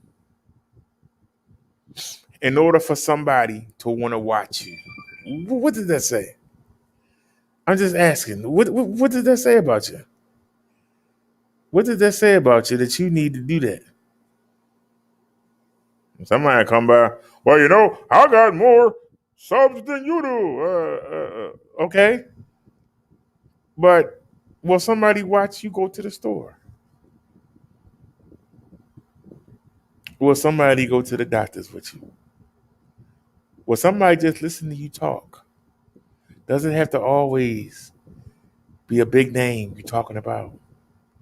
Do you have to be talking about somebody getting the children took? Do you have to talk about somebody living in a place with blinds and dust on chandelier and the windows are smeared up If you got to do that all the time, if every one of your shows is like that, what are you doing for your fellow man? You're beating down your fellow man. You're not propping up anybody. And you're benefiting off of somebody else's problems. If you benefit off other people's problem, you add to the problem. You don't help the problem. That's the problem that I have. And don't worry about it. Like I said, that wasn't me. So, I heard somebody trolling me on True Freeman. Wasn't me. Somebody sent me a note. True Freeman roasted you. You need to go look. He didn't roast me. I wouldn't know that. You always know if I'm there because, trust me, you'll know when I come. If I send Rodero somewhere, you know he been there. That's why if somebody make a comment and then don't stand around and put the work in, you know it ain't me. But like I said, we doing our own thing over here. We started out with that, but we had the courage to let it go. Sometimes we do 100, sometimes we do 50.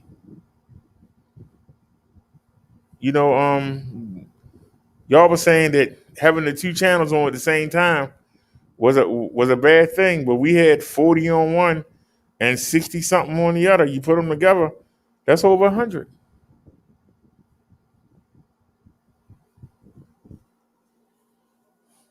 So it worked out.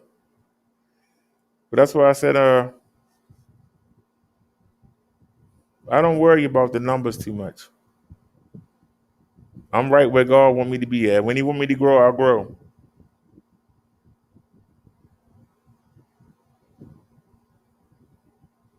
The people are not ready. Man, you got to be patient. You can't make somebody do something. You can't. If somebody wants to take a drink, you can't make them not take that drink. If somebody want to take a drug, you can't make them not take a drug. We got prisons full of people. And the only reason they not taking a drink is because they locked up. But the minute you let them out, the minute they're not taking drugs right now, but the minute you let them out, they going right back to it. You can't make nobody do nothing. People do what they want to do. You can't make people come to God. You can't make people care about their fellow man, their neighborhood, their children's schools. You can't make anybody do anything. You have to be patient and keep nudging them and showing them by doing well. That's how you make a change. People come when they're ready. They got to hit their rock bottom. Everybody got a different rock bottom. I gave y'all the example. I'll use it again. A woman that's on crack that got kids. Even though she out there on the street, she maintaining an apartment. She got 3 kids. She got a box of cereal in the cabinet, and she got a half a gallon of milk in the refrigerator. Her kids got food to eat. The woman down the hall ain't got no food for the kids. The kids ain't being watched. Their hair's undone. The clothes got holes in them. They ain't even got books to carry to school. They ain't even got a book bag. And that woman will say to anybody who listen, yeah, I'm a crack addict, but look at her. Look at her. I'm not as bad as she is, but guess what? She 2 years from being that woman down the hall. She 2 years from being that woman down the hall. She ain't hit that rock bottom yet, but it's coming. So when you looking at somebody else's problem, knowing you got a similar problem, but because you in a better situation, you only 2 years or less from being right there. You're 2 years or less.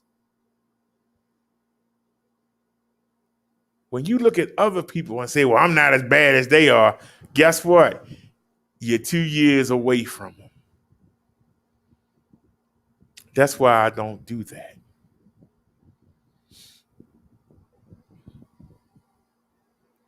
You got people that's sitting here on YouTube hiding behind avatars, and they in mental hospitals.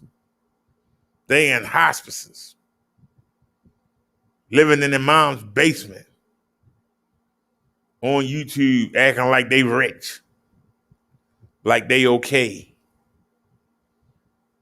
And they find pleasure in other people's pain because it masks their own. When you see the pack of wolves come together to jump on somebody, they ain't no better than the person they jumping on. But they doing just like that lady said, hey, don't look at me. I'm not that bad. Look at the woman down the hall. Look at that man right there in the gutter. Look at that guy under the bridge. You 2 years from that spot. And you trying to justify where you are when you know you're doing wrong by pointing the finger at somebody else. And misery loves company. Some people in the same spot you is, they make themselves feel better by buddying up, by teaming up. And then they go jump on somebody. They ain't nothing but 2 years from where they is, the person they about to jump on. If I said something that wasn't right, somebody come in and correct me. If I said something that wasn't right, somebody come in here and correct me. I'll put the link in the chat. Somebody come correct me. If what I said wasn't true, somebody come school me. I'll listen. I gotta stop sharing for a minute. I'll put the link in. It'll go on both chats.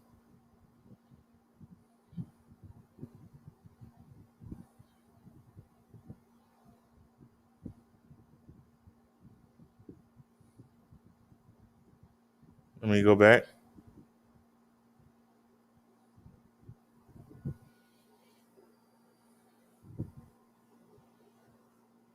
I come at y'all who I am. I could put a green screen up. I'm not ashamed. I'm sitting in my studio. Y'all know the black curtains that's behind me. You know it's an air conditioner behind me. Why do I gotta hide it? Why do I gotta hide it? Somebody came in here the other day. Is that an air conditioner behind you? I thought you was using the green screen. Person ain't been coming by every day. Everybody know.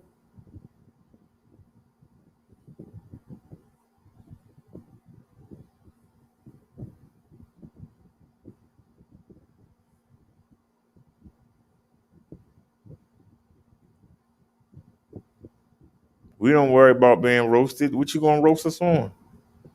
Everybody already know we don't have no secrets. Everybody know everything. I don't hide nothing. So what could you expose?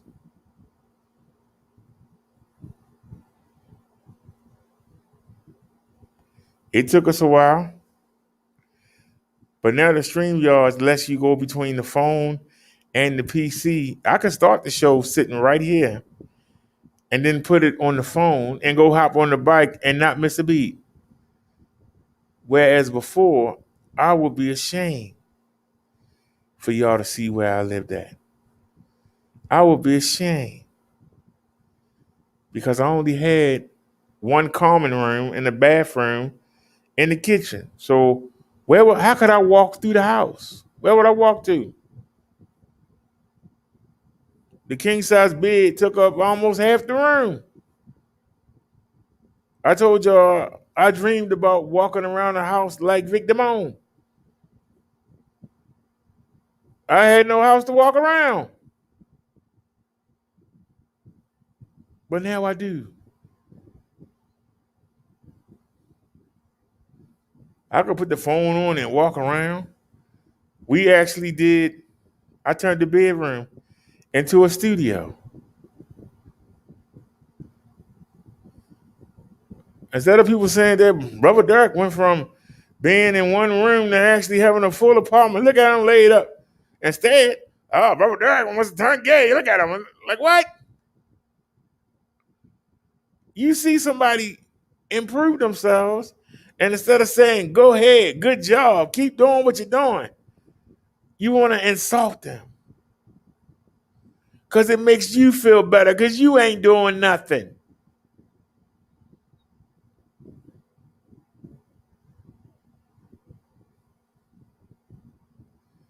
You got people that come over here and say, he always trying to get something for the show. It's for the show. That's like somebody sitting in the church saying, we need to get some new pews. These falling apart. I got splinters in my butt. You just want to buy something. You're a shopaholic. These pews is fine. Until they fall down and somebody get hurt. Then maybe we need to get some new pews. It's got to take somebody getting hurt for somebody to say, well, all right, maybe we should get some. But you ain't got no problem spending money on the weed. You ain't got no problem spending money on the liquor. You ain't got no problem spending money on cheap sex. You ain't got no problem going down to the club and getting that table, being the VIP. You ain't got no problem with spending money on that.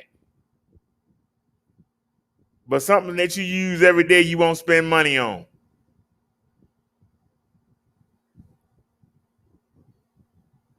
Nah, you want those things for free. But yet, you go over where they doing all that hollering and screaming at. You ain't got no problem donating over there. They come on with the same daggone phone. And don't try to improve none of their quality. You ain't got no problem going over there and donating.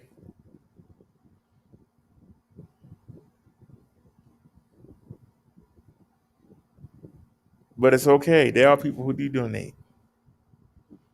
And just like in the church, the people that sit in the back and watch and don't contribute nothing. The people in the front cover you. They cover you.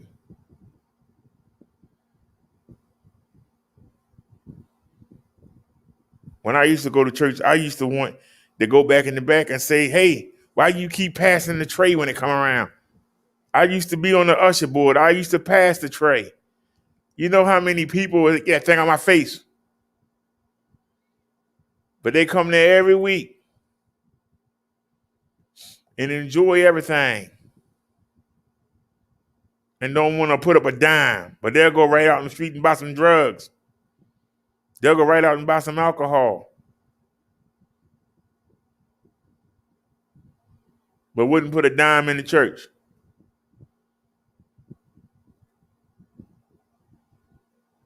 I understand. I understand. But like I said, the people in the front will cover the people at the back. Because the people at the front are getting blessings. The people in the back wouldn't know stability if it slapped them in the face. They up 1 minute, down the next. They doing good, then they doing bad. Y'all call me broke. When I'm doing bad, I'm doing good. Long as my bills is paid and I can live stream, I'm good. It's food in my refrigerator, I'm good.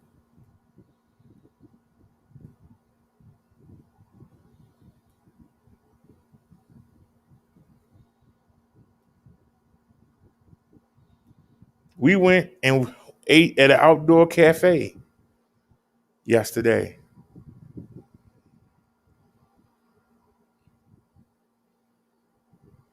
I've sat on that bench, and y'all know the bench I'm talking about, and done live streams ever since we got our first bike back in 2019.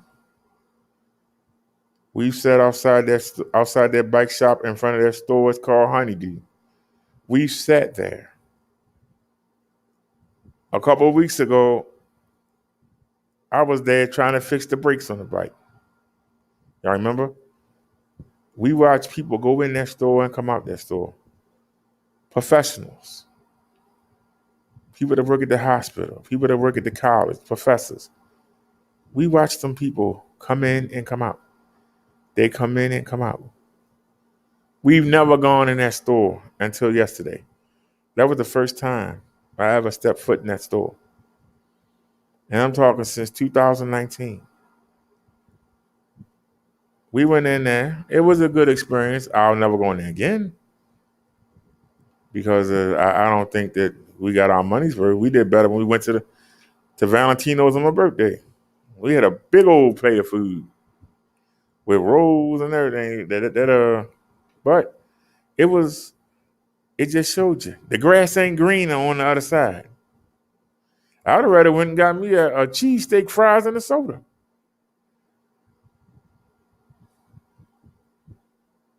I'd rather went and got me a couple slices of pizza. The grass is not greener on the other side. But you on one side looking at the other side thinking they got it better. I go take y'all, we ride through them $500,000 homes. The majority of them people are getting thrown in the furnace. I'm not jealous of them. They live in nice houses down here. But when they close their eyes, they go into baby hell. Why am I jealous of them? They got nice cars and can't even make sure the damn street fixed. Why the hell am I jealous of them?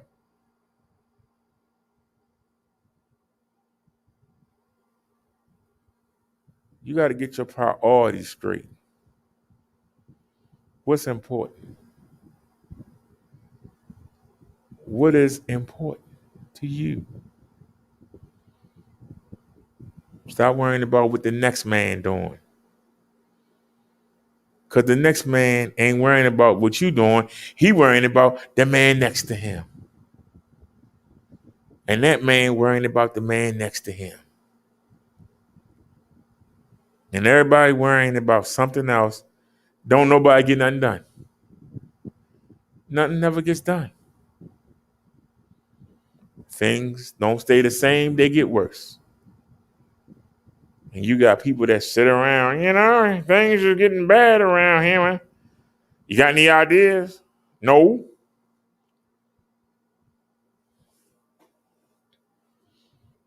Well, how we supposed to make them better? I don't know. What you asking me for? What I'm supposed to do? See, when you have that attitude, things don't change. And you don't realize you pass that attitude on to your kids. And they pass it on to their grandkids.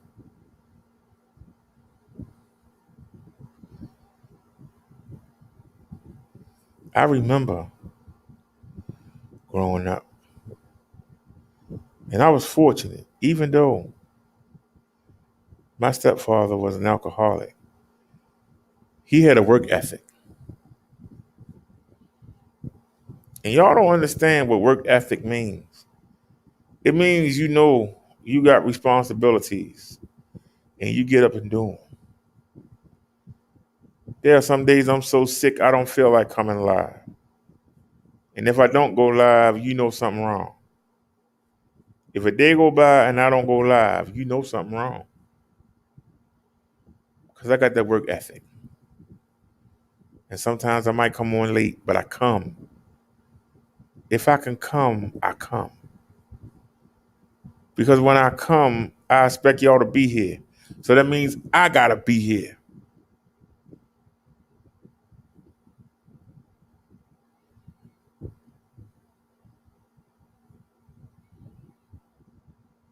People forever trying to put somebody else down.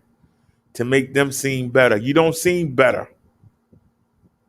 because you won't even show who you are. You won't show how you live. You won't show how you go. But you want to ask somebody else to show you something. If you won't show something, why should somebody show you something? Who are you? We don't know who you is. Who are you? Let that marinate. I love when somebody come in the chat and you don't know who the heck they is. And they come in and start asking you questions like, who is you? What are you asking me a question for? What is your issue? Who are you? Where'd you come from? They don't want no answer. But I heard you did this. I heard you did that. Why do I care about what you heard? Go see Marvin Gaye. He heard it through the grapevine. Don't nobody care what you heard. If you want to know something, just ask it. You ain't got to come in here like you a big shot, because you're not. Don't nobody know who you are. Yeah, we don't know who you are. Come in flexing. Yeah, well, somebody told me you said something, you better say something. Like, I ain't got to do nothing but keep doing what I'm doing. If you want to join in, join in. If not, keep moving. We don't stop for somebody. We don't even know who you are. We supposed to stop the show and talk to you. I don't understand. Who teaches that? Where that mentality come from? You can just come in out of nowhere and think you're going to take everything over. You're going to just come take over the show. Don't nobody even know who you is. You ain't got no kind of name, no nothing. Account got one sub when you go look. But we supposed to stop everything and listen to what you got to. I love when people come over here and do that. I think it's so simple. That's why I just ask them, what's your issue? When you ask them that, they ain't got no answer. I heard you did this. Did you do the research? Can you prove it? No, but I heard somebody say, who to somebody? It was somebody and somebody just, you ain't got no answer. Because you don't know. You going off what you think you heard. Chances are you only heard half the conversation. You just heard something, you said, well, I can run with this. And then you come over here and you get your feelings hurt. Because that don't work here. We deal with logic. We don't do the I feel. We don't do the I think. We do the I know. And if you can't tell me what you know, I don't need you over here. Because we talk about what we know. We don't talk about what we feel. Everybody got feelings. Well, what make your feelings more important than anybody else's? Everybody got thoughts. What make your thought more important than everybody else's? I think my Ravens should win the Super Bowl every year. I feel my Orioles should win the Super Bowl every year. Well, if you live in New England, you feel your Patriots should win every year. If you're in Chicago, you feel your Bulls should win the championship every year. Everybody got a feeling. So what? Your feeling ain't no better than nobody else's. Just because you got money in your pocket don't mean nothing. Your feelings ain't no better than nobody else. They ain't. They ain't no better. But what do you know? When you can talk about what you know, that's when you help somebody. Because they might not know. And you might can school them. Talk about what you know. Ain't nothing worse than somebody acting like they're expert. And when you ask the question, what are you asking me that for? You should know. Well, what are you here for then? Why are you trying to tell me something and you can't do it? You're going to tell me I should already know. Then, like I said, what are you here for? Why are you on my face? If I got to go ask somebody else, then what do I need you for? I'm just talking common sense. The topic of today's show is patience. And the people that watch me know we'll go off on tangents. Let's get back to this. Let's get back to this here. Exodus 14:14. The Lord will fight for you. You need only to be still. What does this mean? My memory serves me. I believe this is when the Israelites were finally let go from Egypt, and they were walking through the desert, and they came to the Red Sea, and they looked in the distance, and they saw the chariots of the Egyptian soldiers coming at them, and they were trapped in between the water and the soldiers. They were trapped. They had nowhere to run. They thought they were going to be slaughtered. And if I'm correct, I believe Moses said, the Lord will fight for you. You only need to be still. And the Lord will fight for you. But you got to see it. It's not the kind of fighting that you're thinking of. You're thinking of fist fighting. I've had people threaten my life, and all of a sudden, they get locked up for 30 years. I've had people threaten me, and all of a sudden, they vanish. You don't see them again. Don't know if they went on a run, don't know if they moved. I've had people say, I'm going to get you tomorrow. And they've died. The Lord does fight for you. You just don't see it because you're not looking. You are not looking.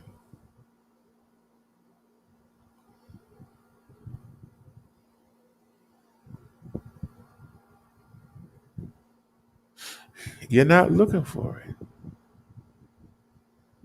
And this is why I'm here, to help you see and to be an example.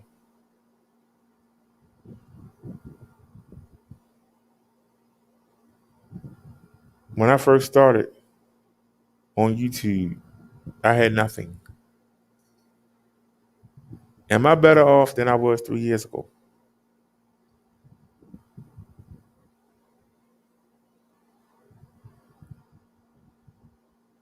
I lived in a bubble. I could only go as far as my legs would take me, as far as my heart would let me go.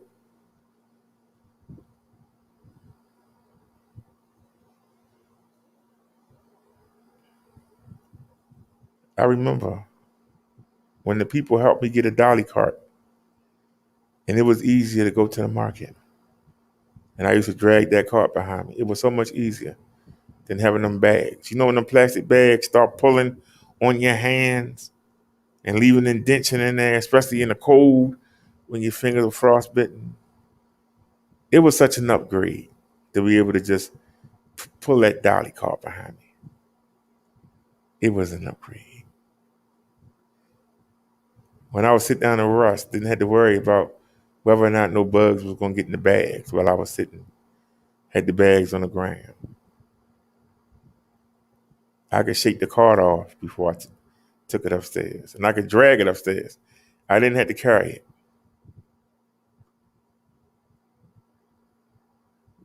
That was an upgrade. That was a blessing. The dolly cart only cost $25. It wasn't that big a deal for the people that donated, but look how it changed my life. When NSC got me the first bike, now I could get to the market easier.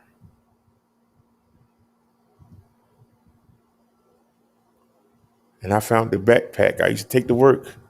It's right here. We still use it to this day. And I put the groceries in it. And I can ride home.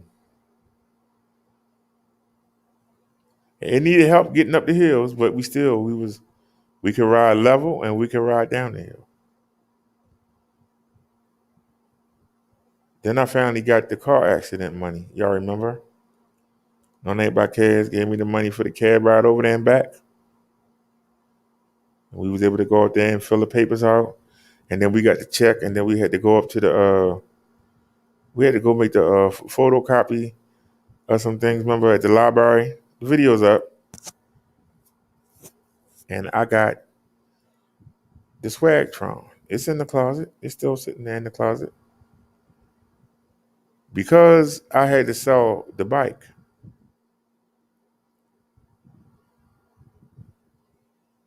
I let NNC pick out the bike that I got to replace it. She picked that bike out. I had already seen it on Craigslist.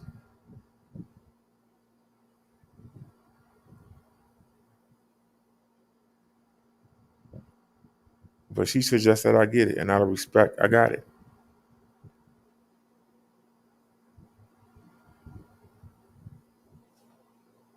Now, instead of being in a 1 mile bubble, now we can go 2 miles and come back.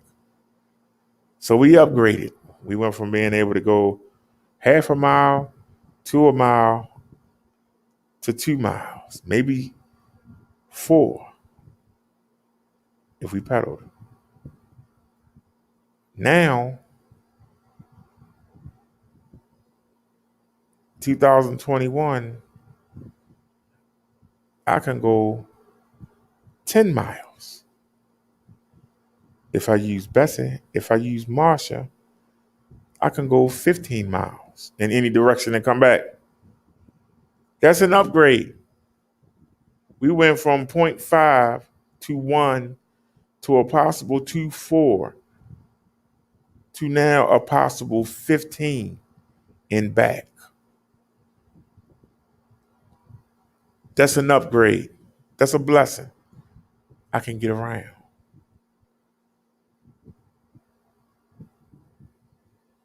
You seen me go places I've never gone before. Places I haven't been since 2017. And I was able to bring y'all and share it with y'all.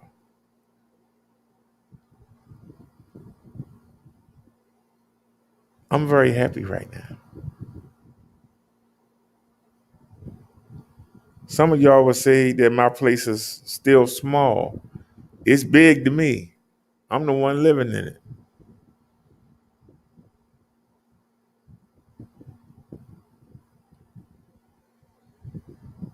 If I'm good,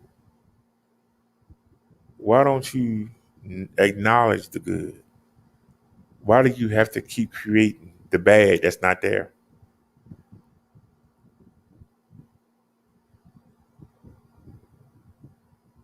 You know, I told you that the mirror fell downstairs in the lobby. Y'all remember that yesterday, y'all to watch? I talked to the landlord today. He said that somebody's getting evicted out the building and they yanked it down. So somebody did that on purpose. Does that mean a spot opening up? I'm kicking myself for not asking.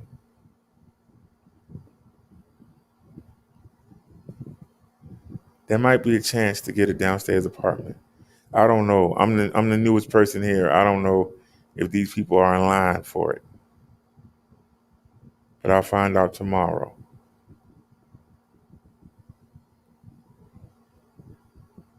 But if it is, I'll try to get it. If I can't get it, I ain't gonna worry about it. Because the exercise that I get bringing that bike up the steps is invaluable. The fact that I could do it now with no worry. When I first got the bike, I was always afraid to go home. That's why we kept riding around. Because I would have to carry that thing back up the steps. Y'all see me carry that thing up the steps like a champ. Like a champ. And I hate to say it, Marsha is heavier than Bessie.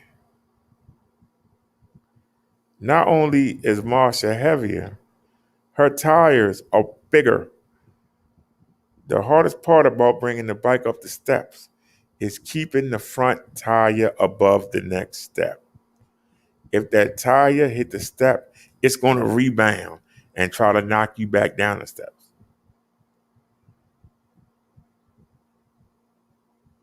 Them 26-inch tires are harder to get up the steps.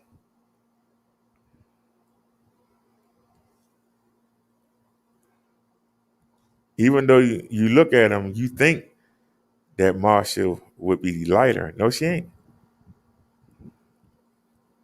But you also got to consider we didn't take the locks off. Normally, I take the locks off.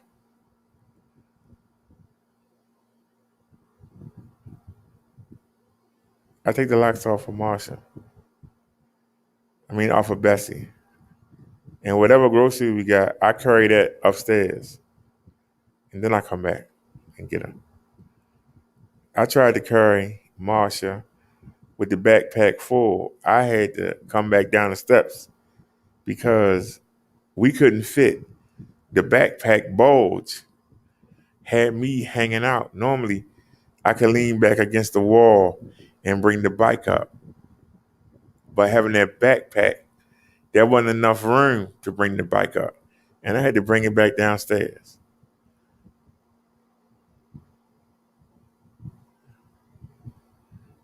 So I took the backpack up the steps. Then I came back and carried the bike up. And we came in one swoop. So since April, it was killing me to bring the bike upstairs. I used to dread it. It was the worst part, having to carry it upstairs. Now, I don't even think about it.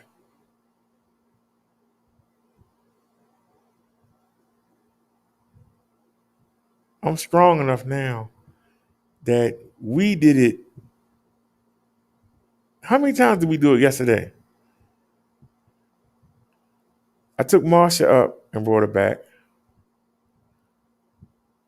Then we took Bessie up and brought her back. Then we went out again and took Marsha out and we hit the market. We hit the restaurant, then the market. Then I brought her back. So I made 3 trips up the stairs in the same day. Whereas back in April, I was agonizing, doing everything I could not to bring that bike up the steps. We did it 3 times yesterday. That's an upgrade. That's an improvement. That's a blessing. So there might be a vacancy open downstairs. Do I need it?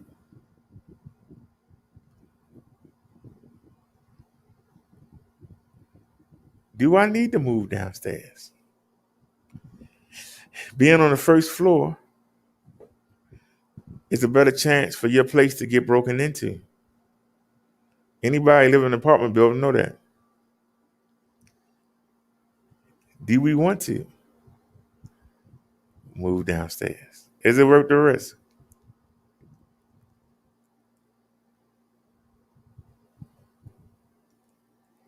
Depending on what side you go on. I haven't looked for this side really. I know the other side, the alley is there. So even though it goes down, so you might be high enough that somebody can't climb in your window. But on this side, I don't know. I haven't looked. It might be more dangerous to be on that first floor. In the front, somebody can come right in your window because you seen the front windows right there. Somebody can just come right on in. So you gotta look at the risk. Now that we physically can bring the bike upstairs, it's not that big of an issue. So what do y'all think? Should I try to get the apartment that's coming open?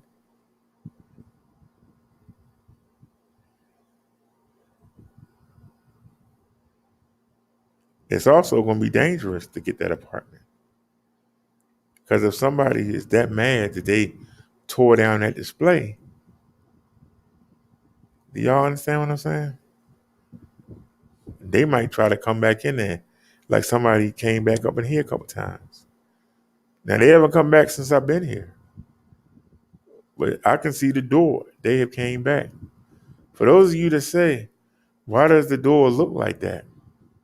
You should see what it looked like before I got on the landlord's butt. You should see what the hell it looked like. It looked a hot mess. It literally looked a hot mess.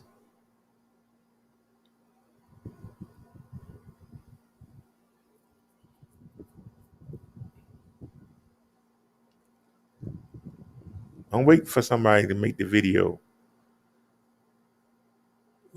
Look at Brother Derek Walls. You can't hold me responsible because they didn't paint. I came in here and cleaned the apartment out. I did the best job I could do. So you can't say, well, his walls is dirty. They messed up. They wasn't my walls. The same way it's clones going around being like me. Somebody coming in, oh, you got roasted on such and such show. That wasn't me. Why are you trying to blame me for what somebody else did?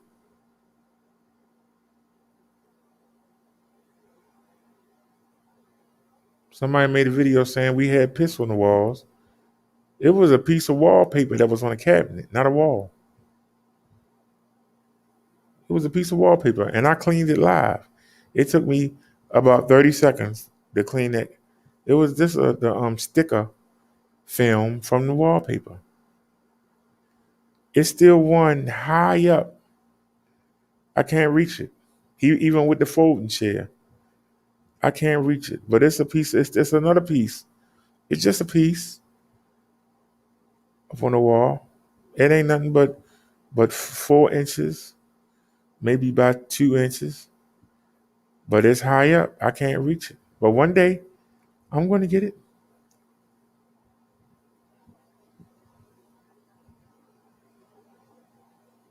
I'm trying to figure out if I could put something on the bathtub. But you know the bathtub's only that wide. What could you put there that could give you the boost to get up to it and not break your neck? Because the folding chair is not going to sit there. Folding chair has 4 points to stand on. The tub is this wide. The folding chair is this wide with 4 points. How are you going to use it? You can't. Unless you're a gymnast. So I'll get it. It's just one little piece. I'll get it one day. It's not a big deal. You know? I'll be honest with you. If I could get up there, I could get some glue and just glue it up there and just leave it. But that wouldn't be right. I don't worry about it. It's damaging. You seen by the stove. Now the stove is clean, and I got that boy white. But the walls around it, I don't know what the hell they did. I tried a scouring pad. I tried bleach. I tried orange cleaner. It ain't gonna come clean. I ain't worrying about it because I didn't do the damage, and they know it. And I got pictures. That's how they gave it to me. I ain't worried about it. But somebody on YouTube one day might worry about it. Why would I care about them? They don't live here. If it don't bother me and I live here, why does it bother you? But one thing you won't see a roach in my place. One thing you won't see a rat. The worst you won't see is a nettle fly come through that air conditioner that's right there. That's the worst you're gonna see.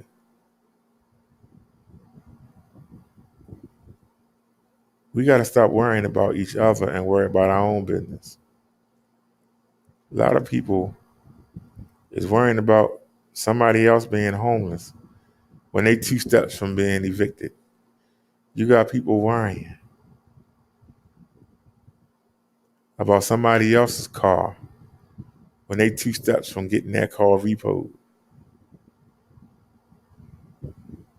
You got people worrying about the Jezebel down the street when their mate cheating on them right and left. But they more worried about the Jezebel down the street. We got to stop. We ain't going to never get nowhere because all we do is knock each other down. All we do is knock each other down.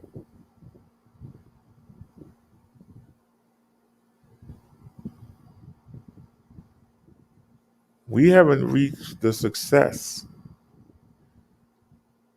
on this e-bike thing. But when we attacked the other e-bike owners from different companies, they came over here and attacked. They came and trolled. When the seller got scared and told me to stop mentioning the other companies' names, the ratings went in the toilet. Why is that? We haven't gotten any comments, no nasty anything. Because we were telling them what they already knew and didn't want to know. And they felt that they should come over and knock down the person that's saying it. Rather than go to the companies that were cheating them, not giving them the features, they thought that they should come try to knock me down. But y'all know we haven't gotten our one copyright strike on that channel. Do you know that we haven't gotten our one threat of a takedown? Not one.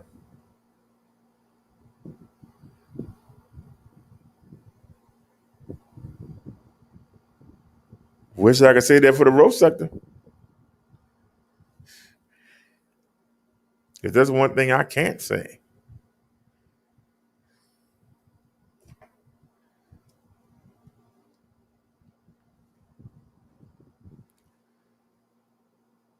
They flag you for anything they can.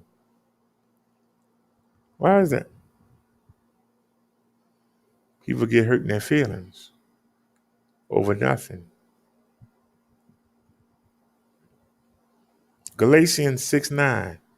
Let us not become weary in doing good, for at the proper time we will reap a harvest if we do not give up. Let us not become weary in doing good. What does that mean? When it comes to doing things you know are right, you should be tireless. You should be willing. You know, there's an old saying, don't give more than you can. You should never give to the point that you can't take care of yourself and your bills. But if you taking care of, your family taken care of, your bills is paid, if you got something extra, you should look to help other people. People say, why should I help somebody else? There's a reason why you have that.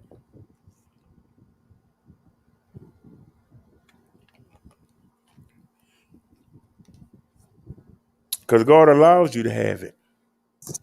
And he want to see what you're going to do with it. What are you going to do with it? Are you going to go help somebody? Or are you going to be selfish and keep it to yourself? I've dated many a women that got 70 pairs of shoes in their closet. Shoes that they can't even fit anymore. I asked them, why don't you give those shoes away to somebody you know that could appreciate it? Why don't you take it to the Salvation Army, Goodwill? Why don't you sell them? Do something with them. They all said the same thing. They my shoes. I work for them. I ain't giving. Let them get their own shoes. I don't need my shoes. It's that selfish attitude. But then they wonder why They don't get promoted on the job. They wonder why they don't get no raise. They wonder why they're in the same spot that they was in and didn't grow. They in the same spot they was in, but ain't going nowhere. They wonder why they sitting wondering why they can't get a husband. They wondering why they can't get the car they want. They wondering why they can't get the house they want.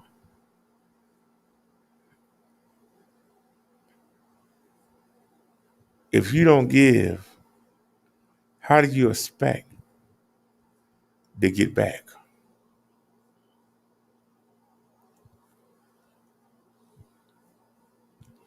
If you don't give, how do you expect to get back anything? You're not putting anything out. How do you expect to get something back? You're not putting out anything, but you expect to get something back. You know, they got the turn signals on sale for $12.79. I was thinking about getting them. I was gonna get them from Marshall, and I could take it off and put it on the rack for when we use Bessie, and we could have real turn signals. But then I thought, you already got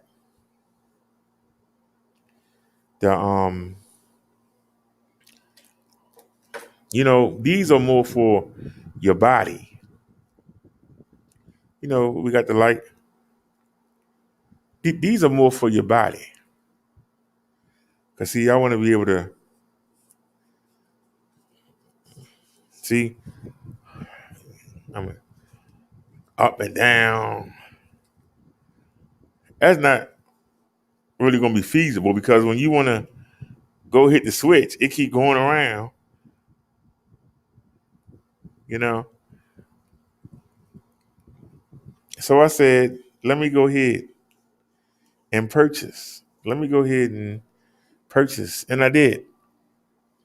I had showed y'all the they call them slap on, meaning you do like that and they wrap around your wrist and they tight. So now I just press the button and hold my hand out, and they only cost. I think it was only $4.99.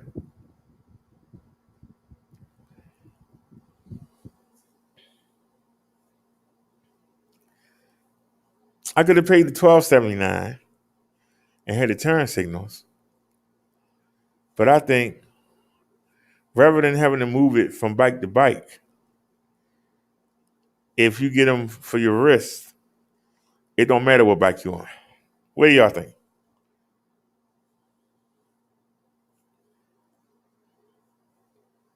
If you can get them for your wrist, it don't matter what bike you on. Plus, I think you holding your arm out puts it away from your body and the bike, and it gives people in all directions. They know what you're doing. Even if you don't have it flashing, which they do, even if you don't have it flashing, the people can see the light and they see you holding your arm out. And they'll be able to say, hey, he's going in that direction. Y'all understand what I'm saying? Now, we didn't take these out yesterday because I didn't expect to be out when it was dark. But it was dark when we came home. And we actually, because it was still light out, I didn't turn on the headlights until we got almost home. I forgot to turn the lights on because it was still light out when we pulled off from the market.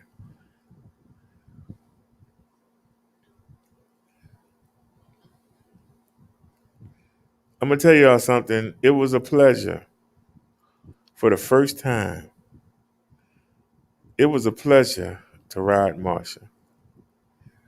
And we got out there in the traffic, and I loved it. It was a pleasure.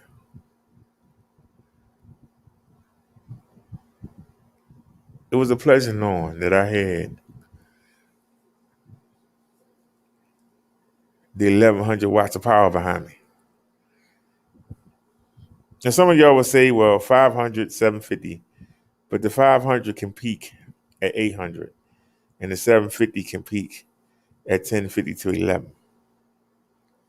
Y'all will say it's not a difference. Yes, it is. As somebody that came from a 250 to a 5 to a 750, they like night and day. And don't get me wrong, I love Bessie, but it's more fun on Marsha. It's more fun because she's powerful. She's more powerful. And you notice it.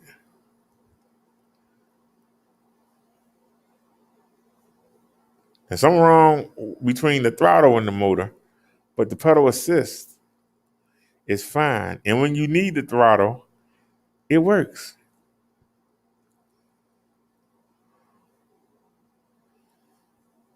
Sometimes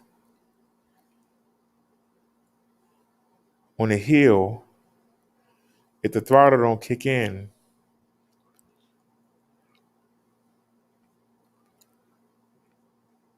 you pedal.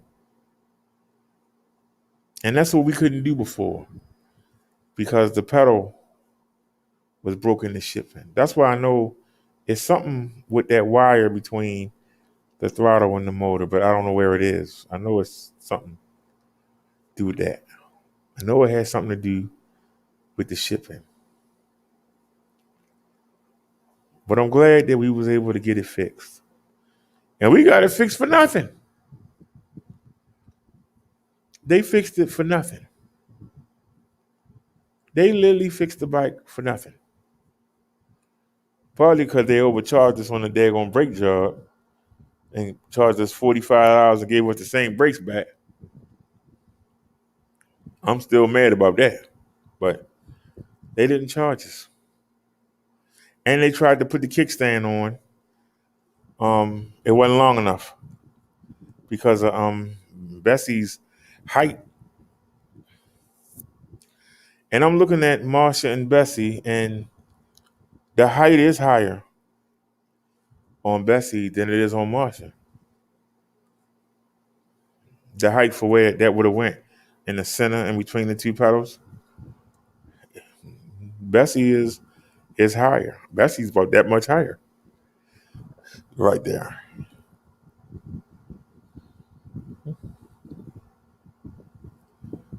I'm not mad about it, but because we don't have to use Bessie all the time. Matter of fact, I'm gonna be honest with you. We're gonna ride Marsha until the 17th, and we're gonna see if we can get Jan fixed. If we get Jan running, I get the feeling I'm not gonna be riding Jan like that because I'm gonna want to be on Marsha. Marsha got the extra little oomph to her. We couldn't experience it before because of the throttle. We couldn't experience it. We haven't gone back to that hill. One day, remember that hill we got stuck on? We're gonna go back to that hill and we're gonna see if she gonna go up that hill. We've been avoiding that hill. That is a really steep hill.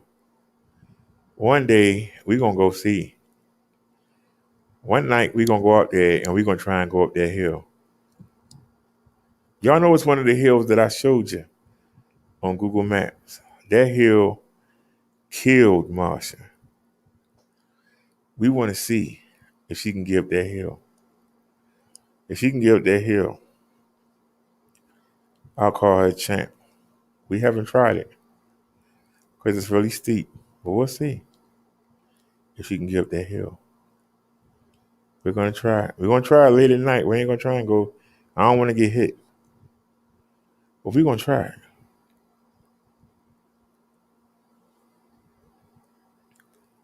that's when I'll have my full trust in her. I'm excited to have her back on the team. But until we get up that hill, until we scale that hill, I'm always going to have doubt. You know, that hill is steep.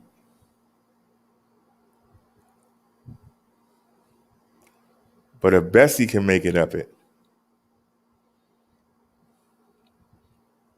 I know Marsha should slay it. That's when we're going to tell if she really fits. That's when we can tell. Because y'all saw us ride. The last 2 rides, we ain't have a hitch since we got that pedal fixed. So I want to see. You was on it yesterday. It was a pleasure.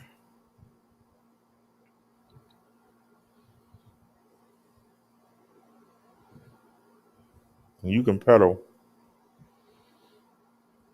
the throttle doesn't matter that much. And you don't have to pedal hard. You just have to pedal enough to turn it.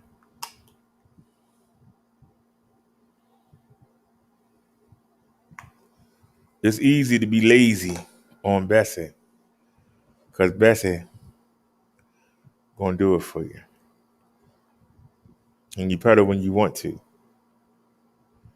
If I don't want no hiccups on Marsha, I gotta pedal most of the time, even if it's just lightly. Even if it's just light. But the start off is when, if you want a steep hill and you have to start, that's when the only time it's tough. But if the throttle kicks in, even if it kick in for just 2 seconds and gives you a chance to pedal, when you come around that second time, the motor comes on. So we should be good. Let's get back to these scriptures here. Remember, this is Bible study. This is not a sermon. It's Bible study. Better a patient person. Oh, I'm sorry, I skipped one. Proverbs 14:29. Whoever is patient has great understanding, but one who is quick-tempered displays folly. We see that a lot on YouTube. We see that a lot. Nia says, did the seller gift the bikes to you permanently? No, I think he still expect me to fix them and sell them. But I'm going to be honest with you. I mean, I'm going to try to get them fixed, but, it ain't a priority. I ain't worried about it. They'll get done when they get done. I mean, I'm not excited about it. He want them back, he can get them back. He ain't getting Marsha back. I'll tell you that.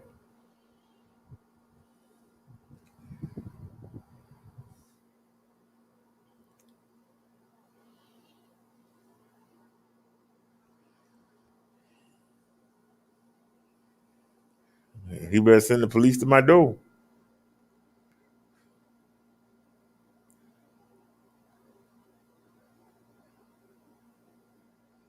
After all I've been through with that bike, that actually have it working now, and he talked about he wanted back, she jumped in the lake. And all I went through, shoot, I ain't earned that bike. Spent my whole day in the bed with leg cramps. I'm hoping to help with the doctor visit tomorrow. Liz says I'm terrible, but I'm hoping to help with the visit tomorrow. They're gonna be like, you lost weight, you look different.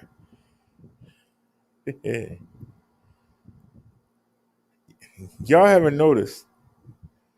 It's been a relief off my shoulders. I haven't been this complacent since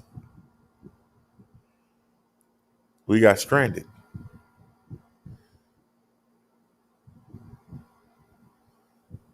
It's just like when you get a car. Say you buy a used car and you go all over town and you going everywhere. Then it break down. And while you trying to get the money to get it fixed, you can't get around. When you get it back, you more careful and you don't go as far as you did. You don't go as fast as you did. Y'all haven't noticed. I used to ride everywhere, remember?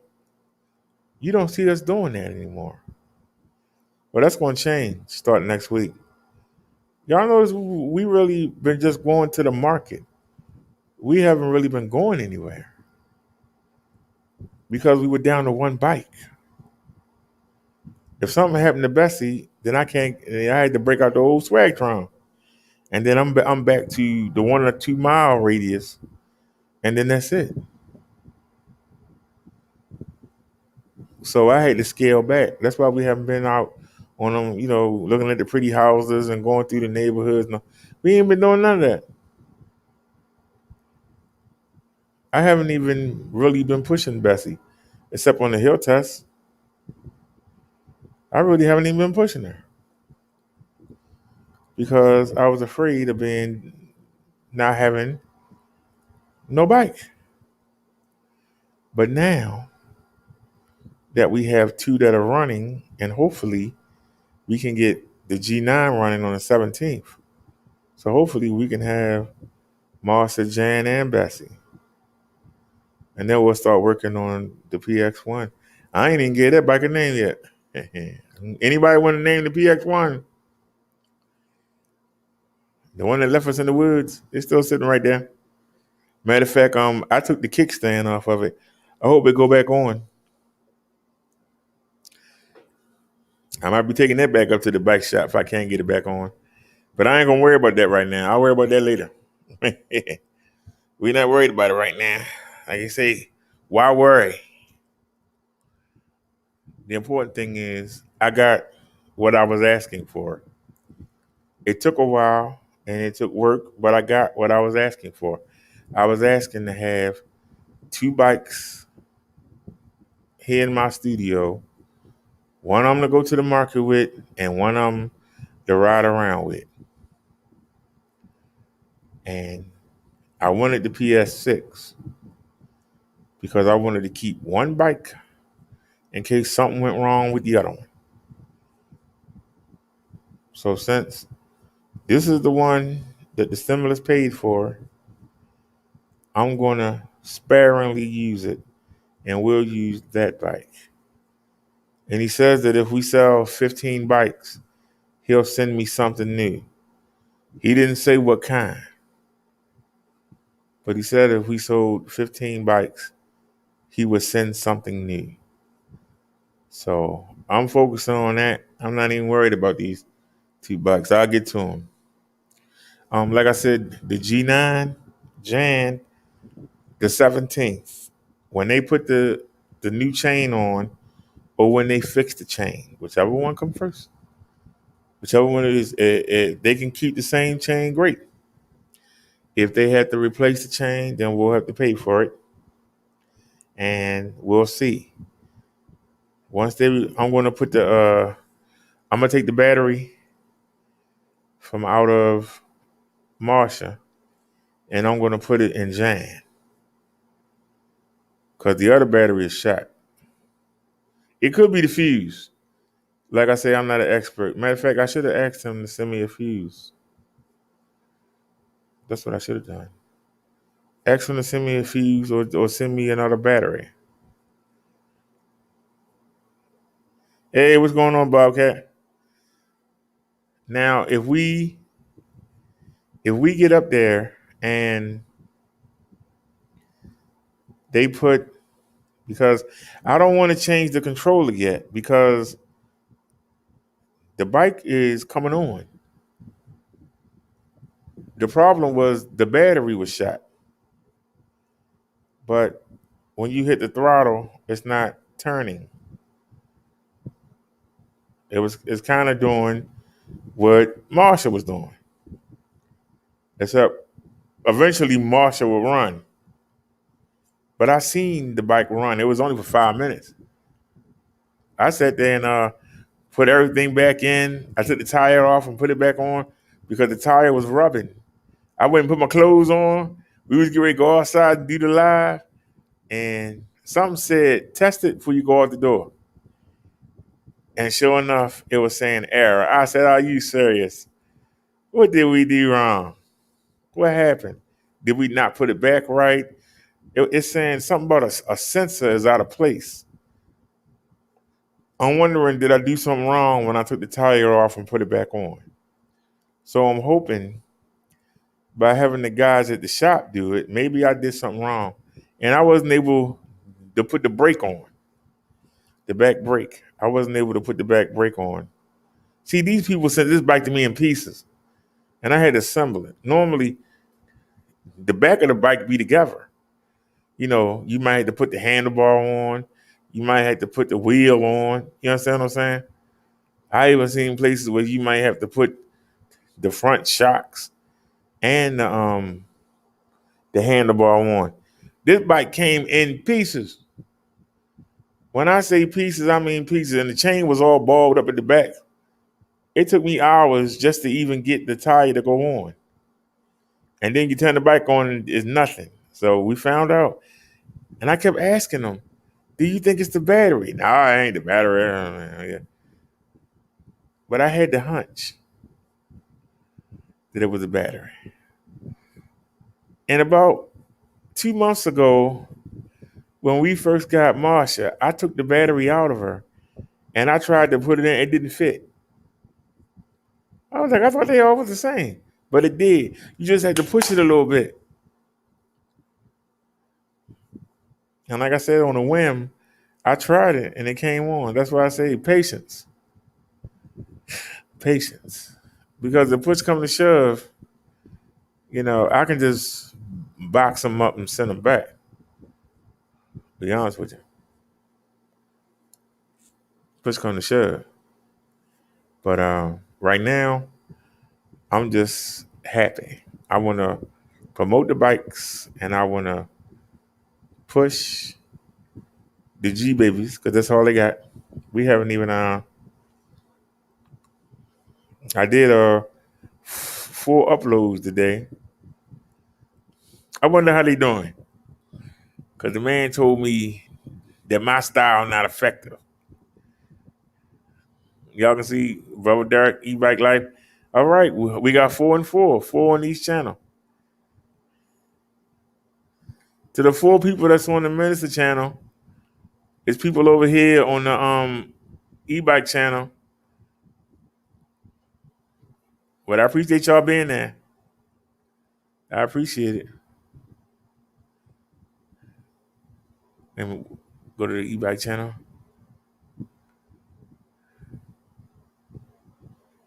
And let's take a look.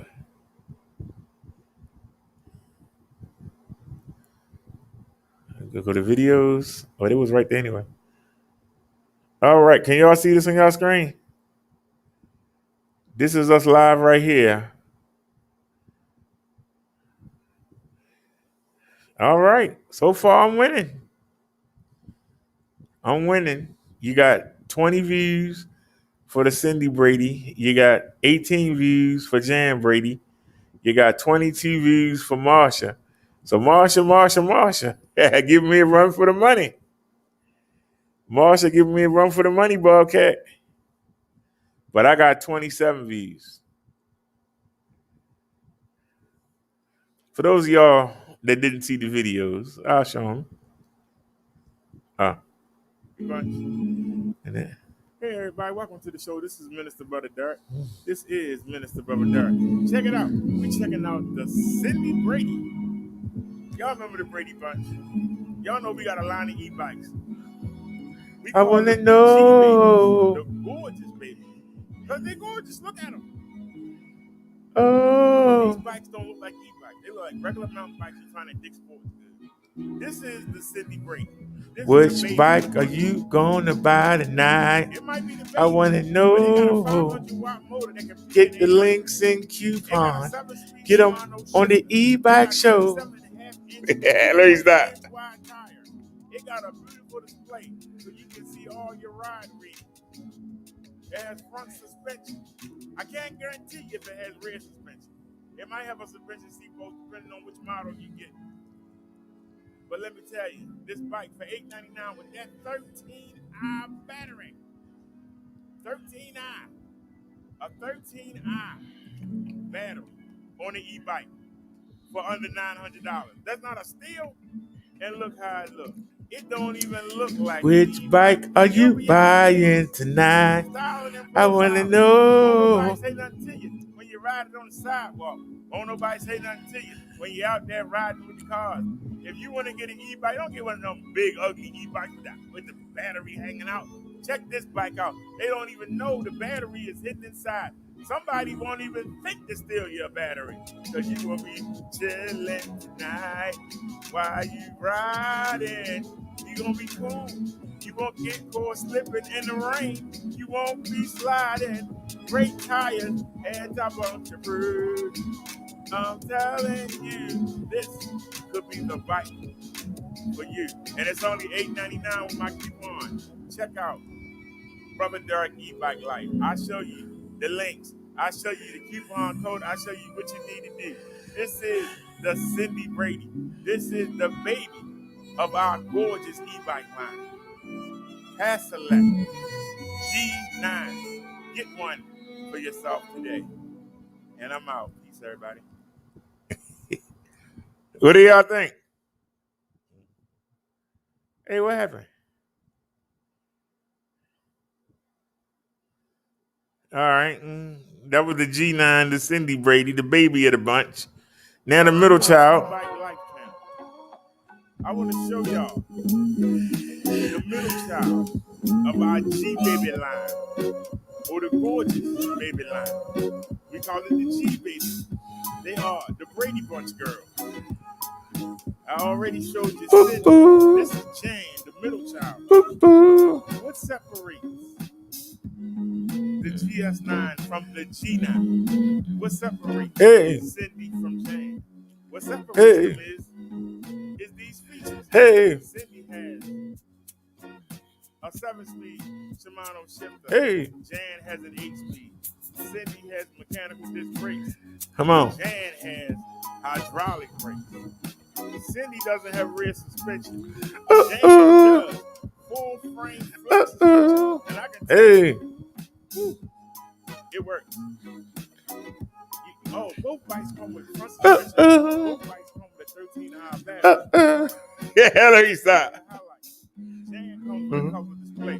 Cindy doesn't. That's the upgrade price between $899 and $1399. But look at Jan. Of the G babies, Jan is the sexiest bike they have. This is the prettiest bike. This bike looks premium. And once again, just like Cindy, does not look like an electric bike. People are going to ask you, hey, is that electric? Because they're not going to know. How would they know? This bike does not, you don't even see the battery. The battery is in the TV. They don't know. It looks like a regular mountain bike. And if you can see yourself riding it out in traffic, not waiting for the bus, not getting on the subway where everybody gets stabbed at. Hey, this bike is for you. This is the Pass Select GS9. My name is Minister Brother Derek. My channel, E-Bike Life. Brother Derek, E-Bike Life. Check it out. I show you. We do live streams. I show you what to do to get this bike. I give you the coupon code, the links. I give you everything you need. But this is the Jan Brady. Just look at it. That says it right there. It comes in 3 different colors. Check out my videos. But I got the coupon code to get you this bike for $13.99. It's what's stated. And we out. I'm sorry, y'all like that song.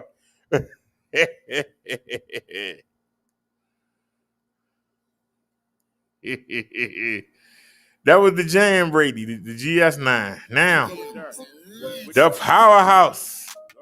With the E-Bike Life channel. I'm here to tell you about the best bike that we had. The Mama Jama. At Pass Select. our best bike, our premium bike, the creme de la creme is the Marsha Brady. I didn't stutter. I said the Marsha Brady. We got Cindy, we got Jan, and we got the Marsha. And this is the Marsha. This bike has 26-inch, 4-inch wide fat tires, like riding on pillows. And they are big. Suspension. It has rear flex frame suspension. I got one sitting right here. You see me riding, go look at the channel and see the joy on my face while I'm riding up and down the streets. And I'm out there with the cars. We ain't on the sidewalk. We out there with the cars. Riding just like a moped, just like a daggone motorcycle. Because these are mini motorcycles. And if you get if you get Marsha has something that Cindy and Jan wish they had. She got 1,100 watts of power in her behind. She gonna carry you up any hill. She gonna keep you up with the traffic. The car's not gonna be passing you by. If you want to go out there and style and profile, this is something that you can take to the club. This is something you can take to the ballet. This is something you can take to the courthouse. Something you can take to the doctors, because I do. I'm taking this bike to the doctors tomorrow. And I'm going all through the hospital. And they better not say a damn word about it. If you want the ultimate, this has a 9-speed Shimano shifter. It has hydraulic brakes. It has a color display. Full frame suspension. And it has 1,100 watts of power. It has a 14.5 amp hour battery. You're going to need it for all that power. This is Minister Bubba Derek. Check me out on the E-Bike Life channel. I got all the details and everything you need right there. We out. Thanks. All right. He said he wanted short videos, so we gave him a short video for each one of the bike. Now, this is more my style of video where I show you, not just tell you. And we shot this. Hello, everybody. This is Minister Brother Derek. Welcome to the show. Let me go to the bathroom real quick. Right back, y'all. Look, I'm here to tell you. But not just tell you. I'm here to show you. This is me riding the Marsha. The Pestilence GS9 Plus e-bike. This is me riding. You don't believe me? This is me riding. And you can see I'm not a tall person. And you can see I'm not in the best of shape. I'm not no handsome person. But I'm riding the best bike that Pestilence has to offer. Let me tell you something about this bike. Look at those 26-inch, 4-inch wide tires. Look at them. Look at them. Y'all see my lock? See the bang bag? I'm a YouTuber. That's a Bluetooth speaker. That's a cell phone I'm recording on. Yes, you can see this live. There's also a 360-degree camera on this, but you can't see it. But take a look. I was at a sidewalk cafe. That's the only reason why I'm on the sidewalk. Because I was eating at a sidewalk cafe. But you're going to see me. Get out into the street.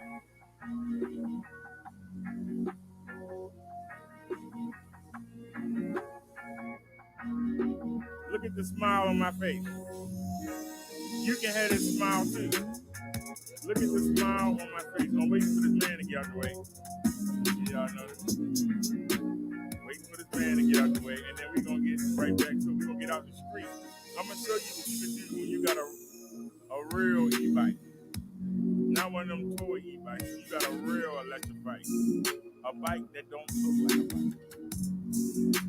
These bikes look like regular mountain bikes. You can find at any store. But when you see it, you know they premium. Cut that man right out. Get out of the way, sir. Get out of the way. We get out here on the street. You come by with the powerhouse. This could be you. Get out your mobility scooter. Oops, my bad. No, what I do? My bad, y'all. Ah. Right there. Oh, here we go. My bad, y'all. I want to make a full screen for you. There you go. There we go. Make a full screen for you. This could be you. Get out your mobility scooter. Put away your walker. Get out here and ride. Ride with the kids. This is the Tesla GS9 Plus. It has a 750 watt motor that can peak at almost 1100 watts. Why would you want anything else? We get ready to get out here with the big boys. You ain't playing. We about to get out here with the big boys. Wait for the car so we can get out of here. And then we going. Who's keeping you tight? Who's holding you right? Why you wanna cuss and fight?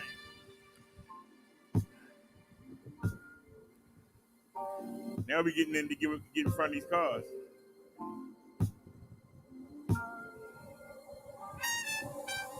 Here in Baltimore, all we got is hills. All we got is hills. You need something to get you up the hill. Regular bike just won't do unless you are athlete in great shape. A regular bike won't do you no good. You need to get you an electric bike. And as you see, we out there with the cars. Now I am in the bike lane because they provide one. But I'm gonna get over because I got time. So we letting all the cars do what they gotta do. And then we gonna get over there and we gonna join them.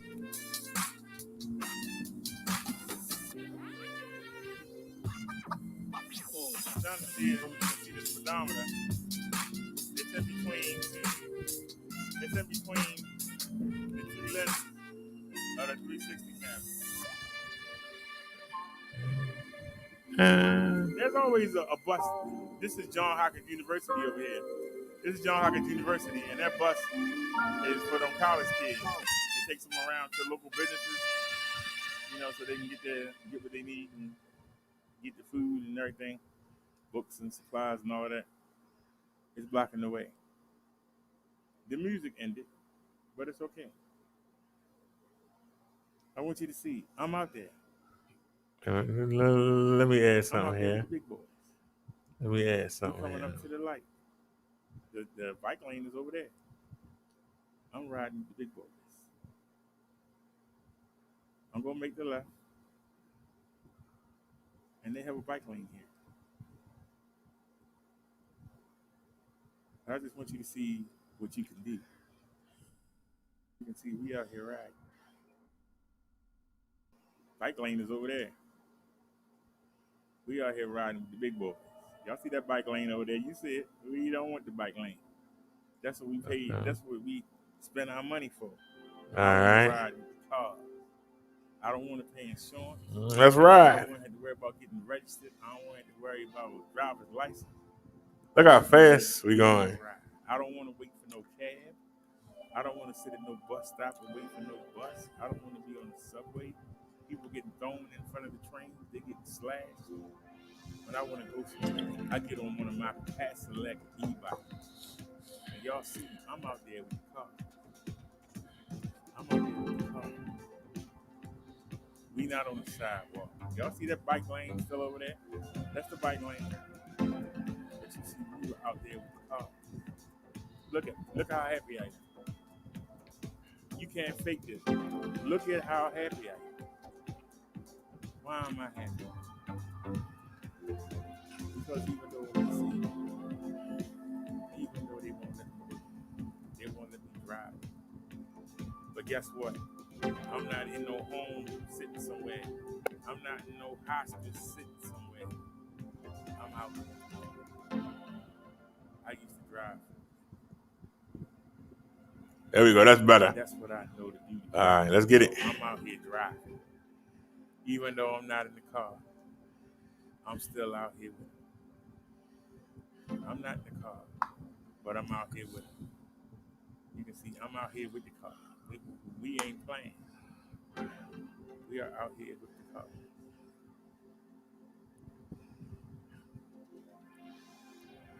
If you think you can do this, get yourself a bike and do it.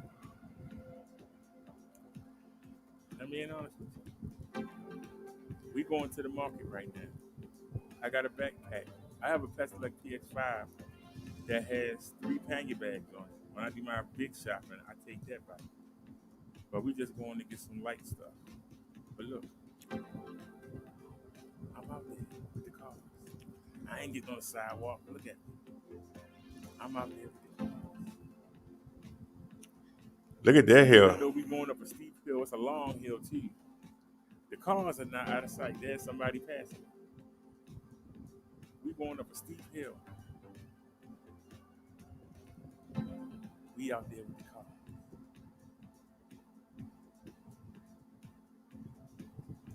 They might pass me, but they not leaving my sight. How many more cars are behind me? It's rush hour. In rush hour, I'm out there. I'm out there with the cars.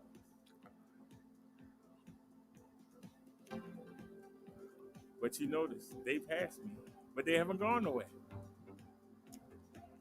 Where have they gone? They ain't out of sight. They're not going that fast. But we going fast. You can look at that wheel spinning. We are rolling.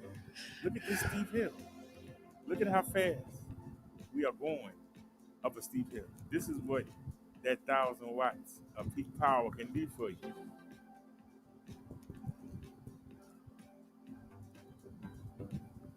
All them cars that rushed around us, they didn't get nowhere.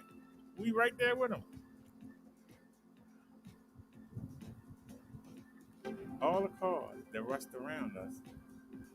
Look at him slam on his brakes. He was going so fast. They see how fast we going. They try to show off. Tomorrow, I'm going to the doctor's and I'm taking my Peslec GS9 Plus. I'm taking it. And we're going to take it inside. You know what, y'all? I just realized something. I'm going to turn around and come back home. That's a turn only lane. Many times we came this way. I just realized something. Day on a different security guard. I take my bike everywhere. That's my mobility scooter. You saw Scarlet Hill. I'm showing you this video because people can show you stuff. People can tell you about stuff. They can put pictures, images on screen. They can show you pictures. I'm showing you real life. I'm barely 5'7". I'm 281 pounds. Look at how this bike pushes me around. But look at it. Look how happy I am. I'm out there with the people. I'm not going 2 miles per hour in a mobility scooter. I'm out there with the people. I'm not waiting for no mobility bus. I'm not sitting there waiting for an MTA bus. If you think you can handle this, if you want these luxuries, you got to pay for it. We have the G9, the GS9, and the GS9 Plus. They all are different stages. I call them the Brady girls. You got your Cindy. You know a child can't do much, but that's the basic bike. But everything I'm doing, that bike will do. Then you got Jan. Jan can do more than Cindy can do. The GS9. It just mows Jan is in. the prettier bike. If you get the black and green with Jan, I think that's the sexiest e-bike I've ever seen. And her suspension, her 8 speeds.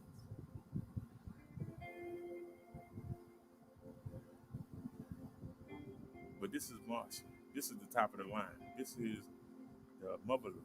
This is the Martian. This e-bike does not look like an e-bike. You see all the stuff I got on here because I'm a YouTuber. But this bike does not look like an e-bike. Look how slim it is. Look at it. But look at them fat tires. 750 watt to 1100 watts of power behind you. How could you not want this? I'm not going to show you pictures of somebody else. I'm showing you, this is me. This is me. And look at how happy I am. A picture says 1,000 words. I'm not nobody special. But look at how happy I am. And look, somebody's asking me about the bike already. There's a sale right there. Somebody's asking me about the bike. I haven't even been at the bike rack for daggone a minute. Somebody's already over there asking me, talking about how pretty the bike is. Come on now. This is what I'm talking about. It's a conversation. Oh, no. Look at me chaining up that fat tire. You imagine riding around on them pillows. Remember this song there? Like riding around on a motorcycle. It wasn't intentional. Without the noise, without the exhaust choking. Which e-bike are you buying today? We want to know. I got the coupon codes and the links they in the description of the show. Look on my e-bike channel. You'll see everything you need. I got a bike that'll fill everything that you might feed. Do you need something just to show? Or do you want to be on the go? Let everybody know that you got the best bike in town. As little as $8.99, you'll be doing just fine. You can step it up to $1,400. I'm telling you, you can unwind, or you can get the mother load, the best thing that you can spend your money on. A bike with 750 to 1,000 watts, I guarantee you this bike will perform. Have you out there zigging and zagging out of traffic, acting a fool? You will be so cool while you out there riding in the park. You'll be like a shark. Battery lasts so long, it'll break all of your haters' hearts. They be looking to charge and you still riding, showing off. I don't know what's taking y'all so long to get a bike like this. I'm telling you, hit or miss. And here's a twist. On disability, I couldn't afford this. But I'm showing y'all what you're missing out on. Help me out, y'all. Give me this bike. It performs. This is the best e-bike that I've been on. I ain't been on them all. If anybody want me to review their bikes, because we do live streams. Wherever I go somewhere, I record. I bring 2 cameras. Uh-oh, wait a minute. One's recording right now, and you see the phone right there. It's live. Uh-oh. It is live. I'm glad that Marsha is now so reliant. She can take me easily to the Giants. I can get my tangerines, I can get my grub, and guess what? Nia says I'm in love. No, I'm not in love, but I'm happy. I paid my dues. I followed the rules, and now I get to get the rewards. Look at all that equipment and cords that it takes to do a show. I do it all for y'all. You know. Self-help video, opinion. Cover everything. Come join the family. So, all you got to do is type in Brother Derek. Sub to the channel that you want to come to. We cover everything. If there's something we miss, come into the chat and let me know about it. I'm trying to build the e-bike community. There's not enough people I see with e-bikes. So we can stop having so many cars sitting around hurting the air and the environment. I would like the people to try an e-bike. I don't care if you buy one or not. I don't care if you buy one for me.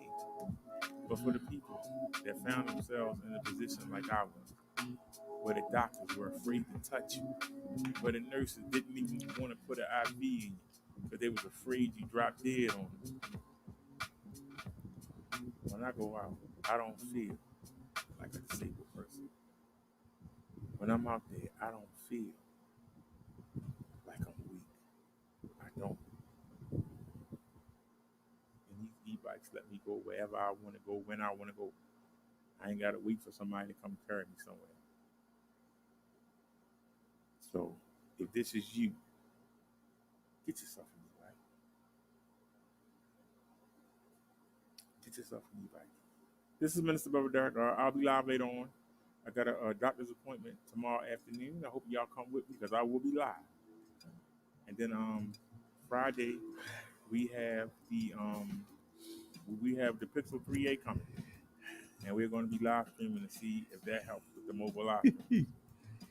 Hey, my duck. ZTE. Was you on the wrong channel, sir? Right. There ain't no wrong channel. We broadcasting on 2 channels. We on the Minister channel, and we on the e-bike channel. It's 4 on the Minister channel, I think, and I think it's 5 on the e-bike channel. I'm not nobody special. There's nothing special about me. This is the Pastelec GS9 Plus. This is the Motherlode. Get one for yourself. If it's too much for you, if you can't afford the $17.59, you can't afford the Marshall braid, we got the Jan braid for you. It's almost as good. It's $13. If that's still too much for you, then get the Cindy braid. Get yourself the Cindy braid. And I keep on to get it for you for $8.99. You don't have an excuse. We got 3 different bikes. They all beautiful. None of them look like e-bikes. They're all take you where you got to go. And we got 3 different price levels. The G9 and the GS9 come with a 13 amp hour battery. Marshall, the GS9 Plus, comes with 14 and a half amp hour battery. So you won't run out of battery. You'll be riding all day. So like I said, y'all have a good day. Peace, everybody. This video is too long. Y'all have a good one. See you on the live stream. We out. Peace, everybody. All righty. And as y'all can see, let's do a refresh and see who in the lead here. Oh, we still in the lead. You got Cindy checking in at 21. You got Jan checking in at 19. You got Marsha checking in at 23. And you got my style. This is what the seller asked me to do, these 3 videos. We did my style, and we at 28. So far, we in the lead. So we going to see how this work out. But so far, y'all, we in the lead. I got to tell you, Bobcat, I'm loving it. Wait a minute. Hold on a sec, y'all. I can't pass this up. Started Carvana. I can't pass this up. Hold on a sec. I can't pass this up.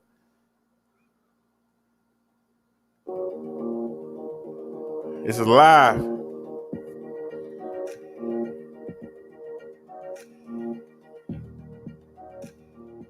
That's the victim. God darn, son. Man. Did y'all see that?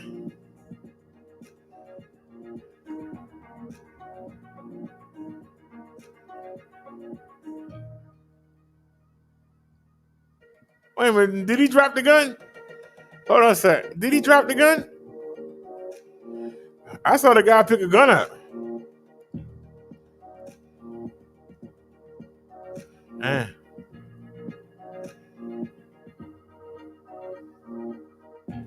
Our guy must have had a gun. Look, he picking it up. He has a gun. That's a gun right there. They shot him and stole his gun.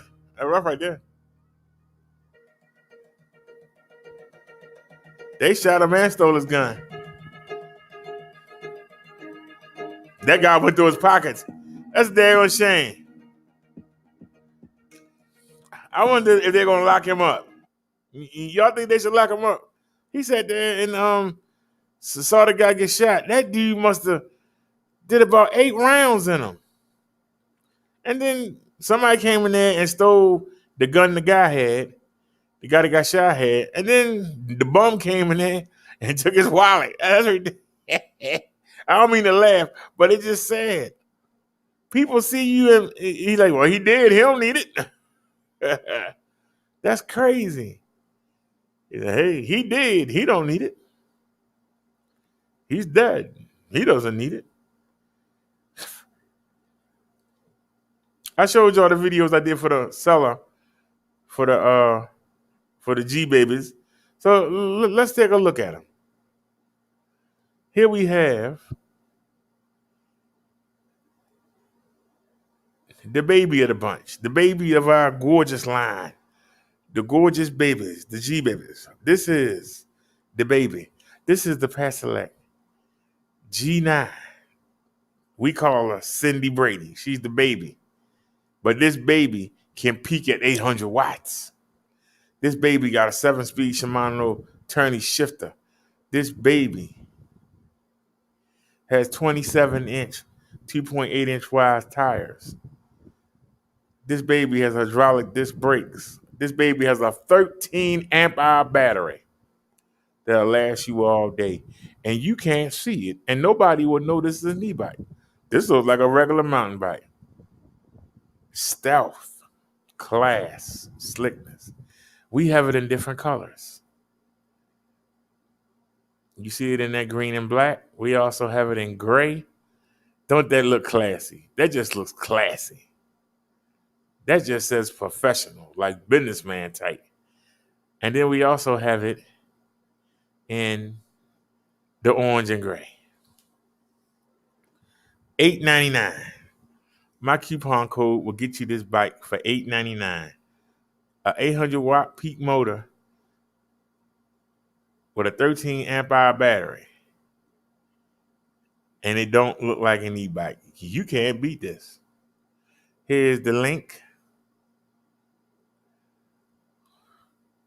And let me give you the code. It's just Brother Derek. G9.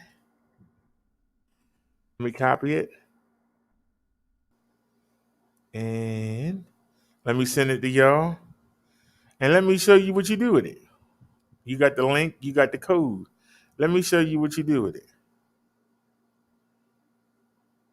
Oh, they don't have. Oh, they sold out of the orange.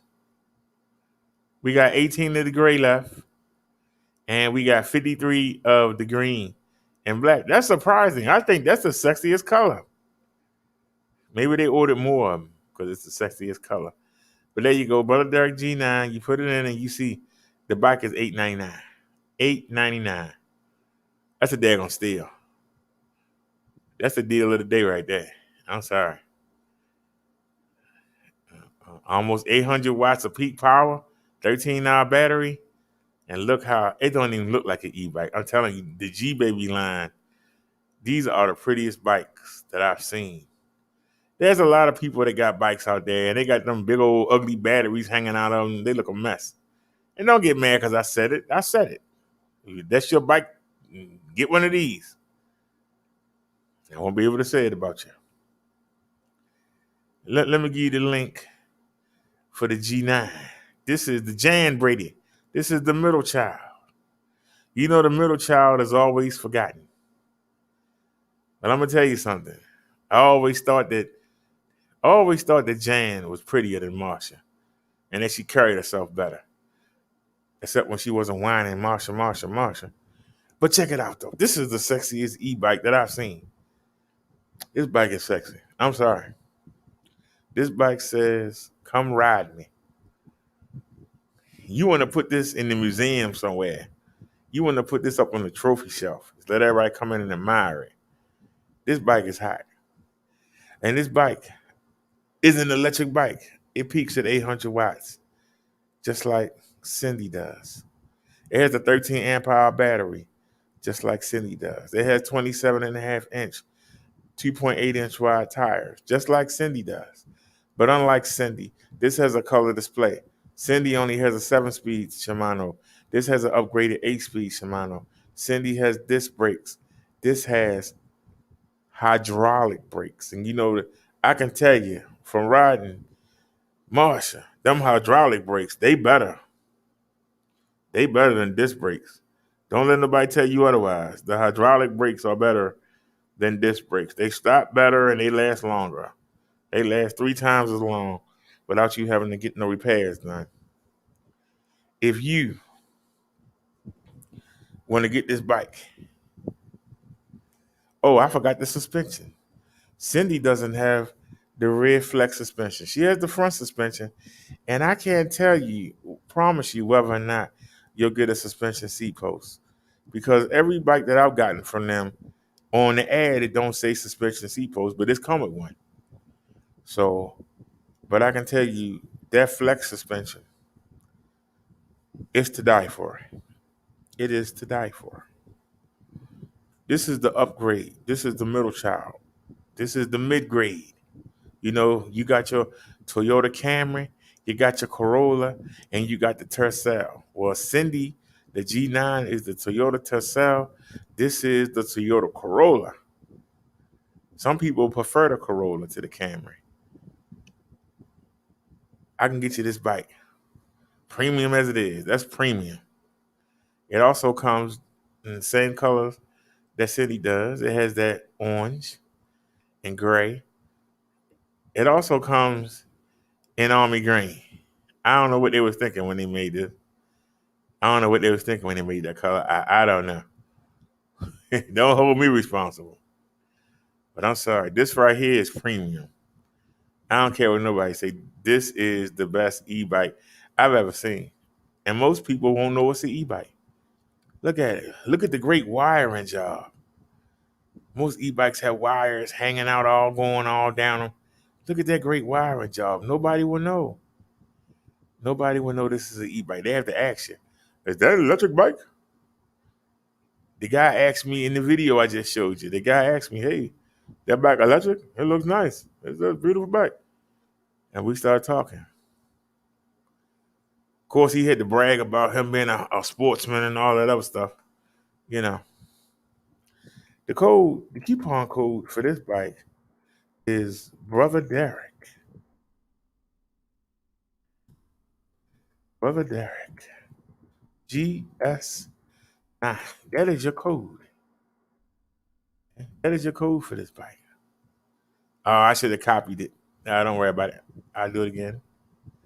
You come over here, you hit buy now. You fill your information out.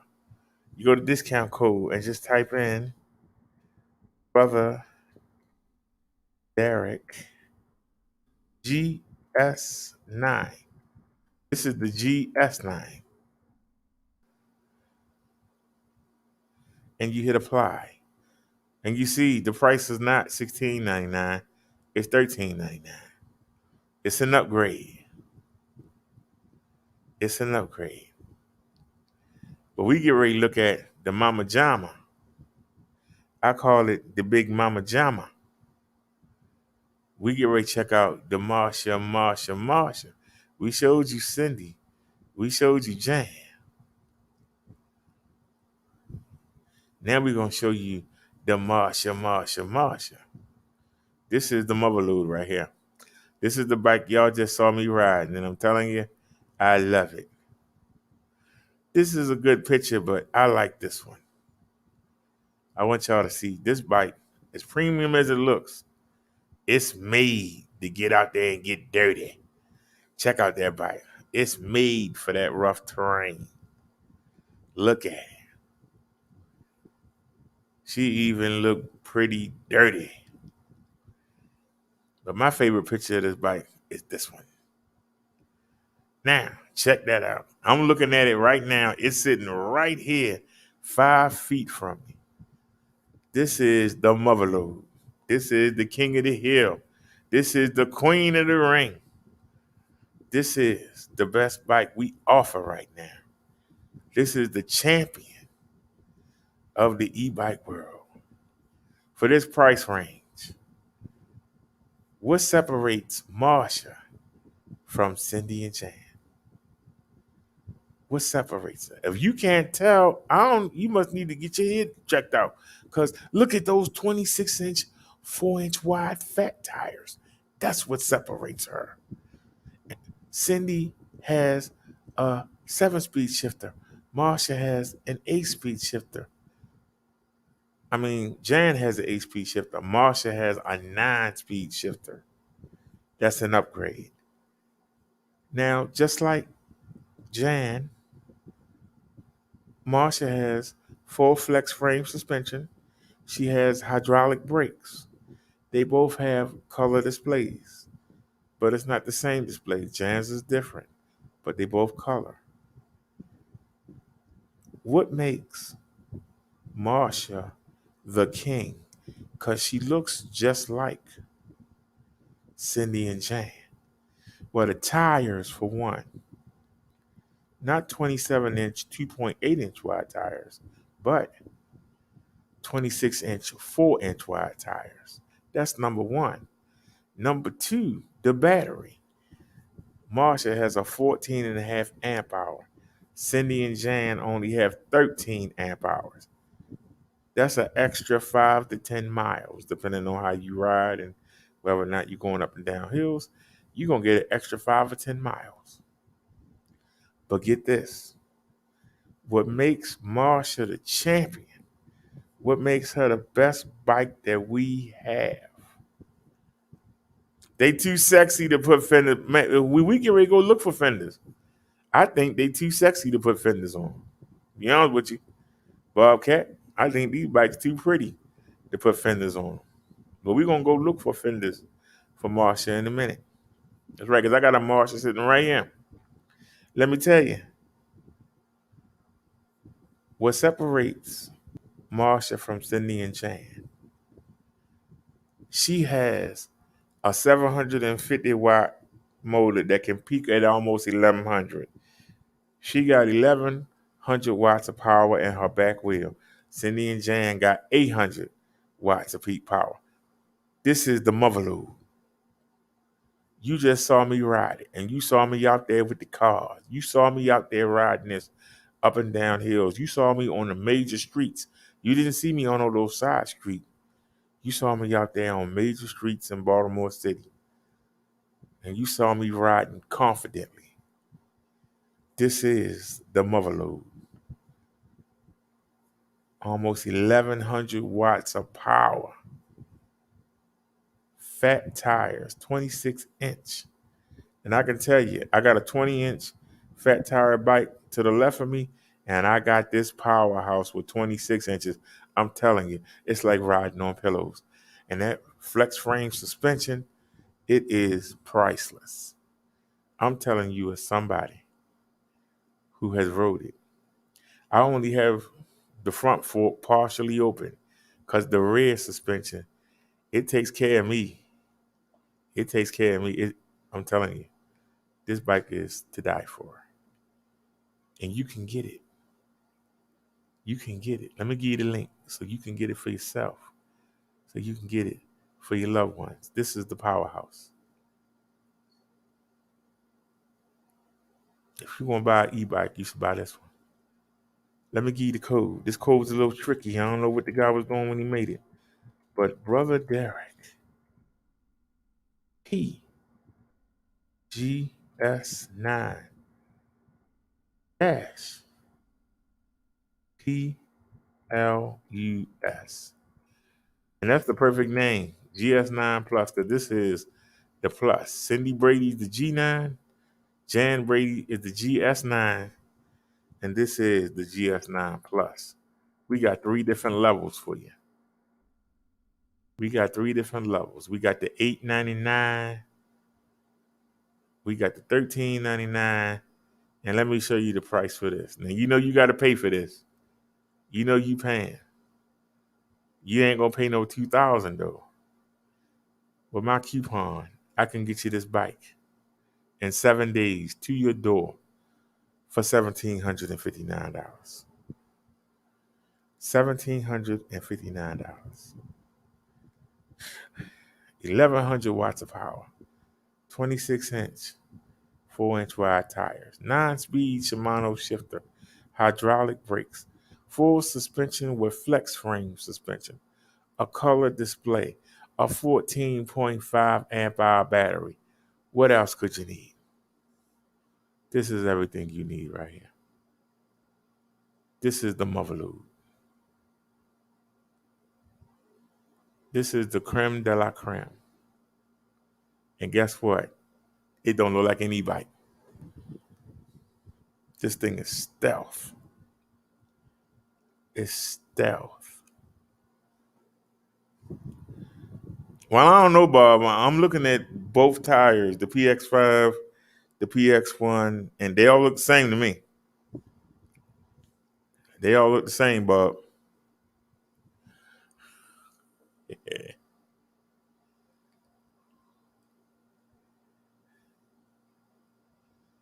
Now, Mud Duck says that the bike need fenders. So let's go look for some fenders. Let me get rid of YouTube here and type in Amazon.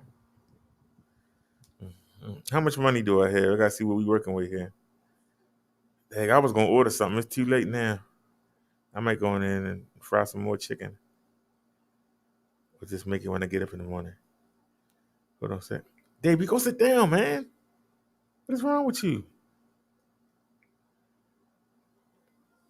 Go sit down, man. Please.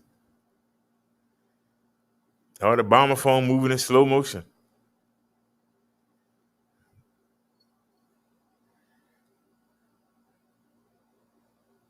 All right. I got $20 to work with. All right. We got $20 to work with. All right. Let's see what we can do. Let's see.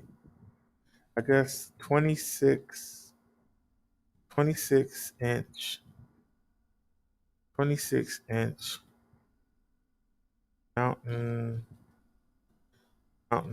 bike fenders. Or should I say mountain bike fenders for a minute? 26-inch. Okay. All right, y'all. You know what we got to do? Low to high and prime. Y'all know what we got to do. We got to go low to high. All right. Y'all ready to shop? Let's get it. What the heck is that? That thing is ugly. We ain't got that kind of bike. I said e-bike.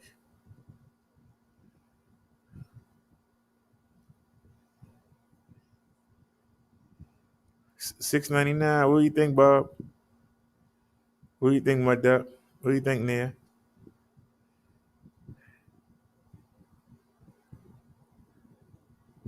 Oh, it's adjustable. That's good.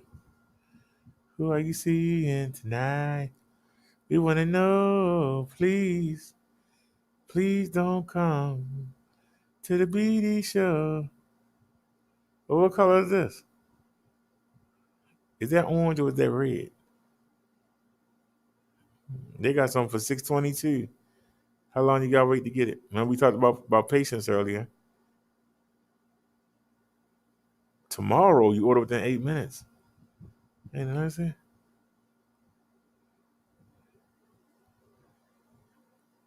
Somebody help me out. Is that red?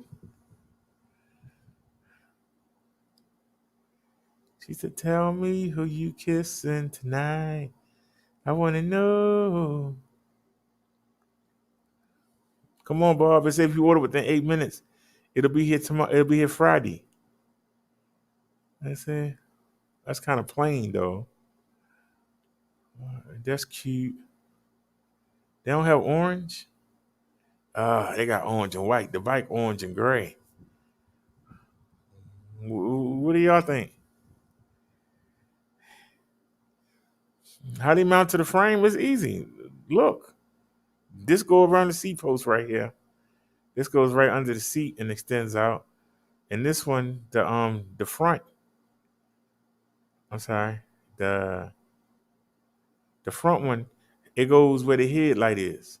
The same screw where the headlight is. The headlight be in the front, and you put that in the back, and then put the screw back on, and that holds it. So, what do y'all think? Should we go with the black? What's the difference? That's a 24 to 28. They're the same thing. So that's $7.99. That don't come till Saturday.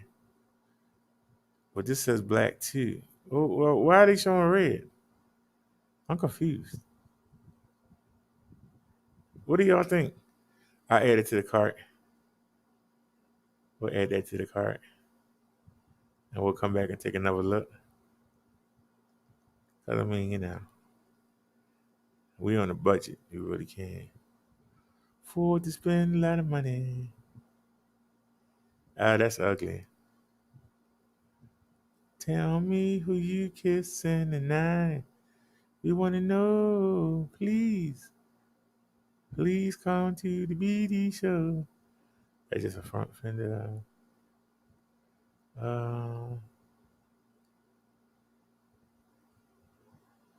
She said, we want to know, please come to the BD show. Who you kissing tonight? We want to know. Please come to the BD show. It said you got to order within 8 minutes to get it by tomorrow. I'm trying to hurry up. I'm trying to see if I see anything better. I keep saying the same thing.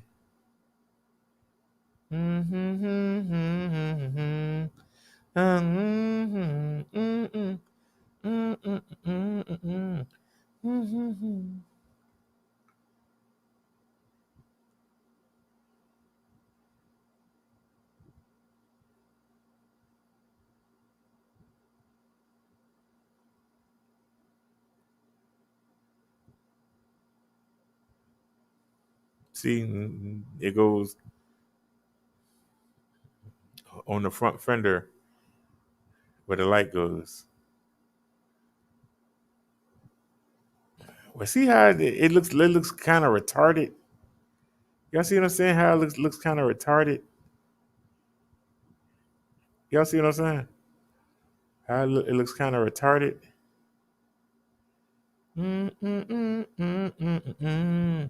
I want to know. All right, then. Let's go back for the $6.99 because we cheap.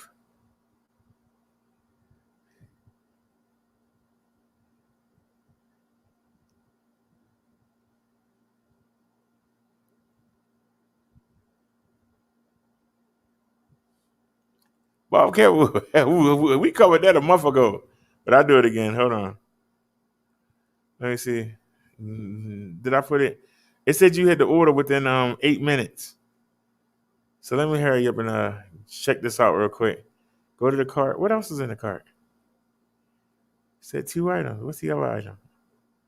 622. All right, let's hurry up and order it. Let me black screen for a second. Start the screen. Hold on, Bobcat. I ain't forgot you. Give me a second. Let me order this real quick. They said within 8 minutes, and it's been like 5.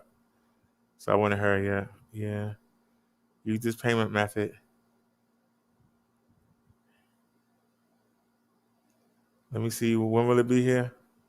Friday, August 6th. Let's go. Place your order.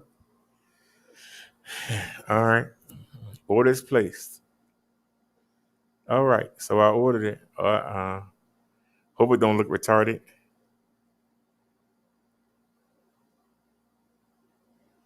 All right.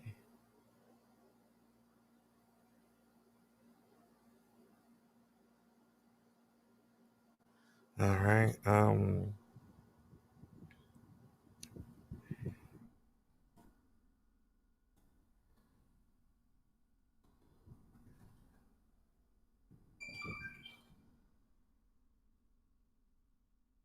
Does Amazon let me know?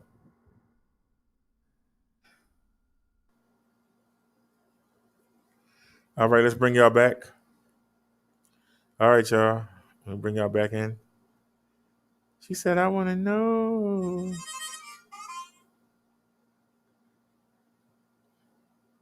He said they going to break. They only cost $6. Shoot. You just buy another one.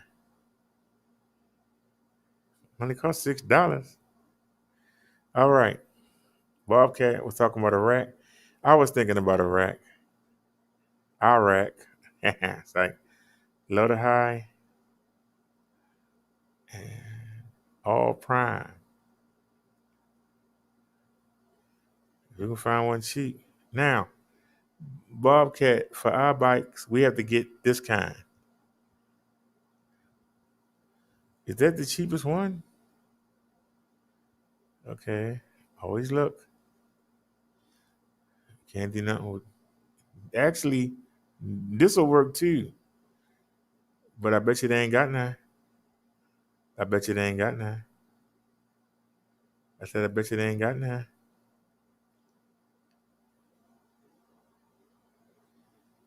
Saturday, August 7th.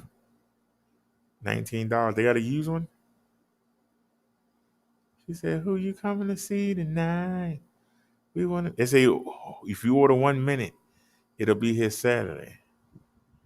There ain't enough time for us to shop. See, this part go around the seat post, Bobcat. This go around the seat post, and then these you screw on to the to the sides that come out along the tire, and you get that extra support. She said, "Who you kissing tonight? I want to know, please, please don't come mess up our show." I'm gonna be singing that all day now. I'm gonna be singing that all day. So that's one for 19. What about this one? Mm, mm, mm, mm, mm, mm. I want to know. She said, please don't come to the show. Mm, mm, mm, mm, mm, this one is $18, Bobcat. If you order within the next hour and 8 hours and 14 minutes. So let's take a look.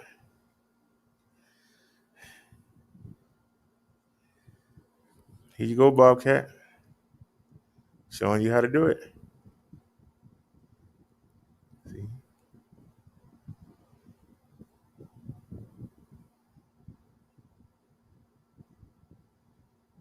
Two. Then you put that around the back seat post. Then you tighten it. All right. Now,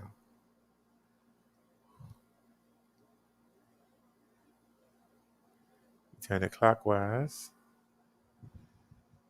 Mm-hmm, mm-hmm. I want to know. Now, you put it over. Then you put the screws on. It says don't tighten completely. Ooh, it got a double. It's one on each. Oh, heck yeah. It got a double one, Bob. Check that out. It got a double one. Oh, heck yeah. That's real support right there.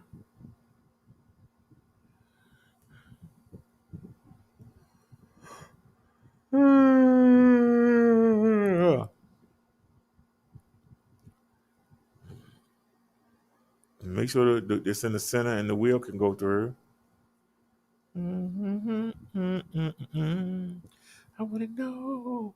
Please don't come by. Mess up this horse. Mm-hmm, mm-hmm, mm-hmm, mm-hmm, mm-hmm, mm-hmm, mm-hmm.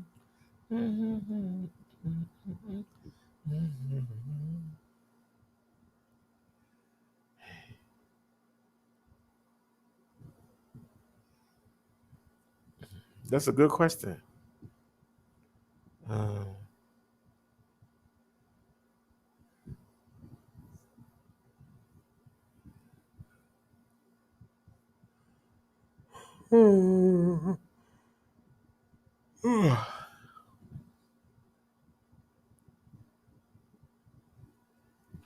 Okay, the tires are 4 inches wide, and this says 5.7 inch wide.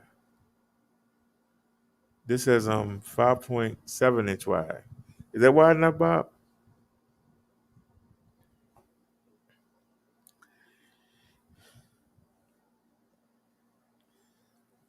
And Bob brought up a good point. Wait a minute. Bob brings up a good point.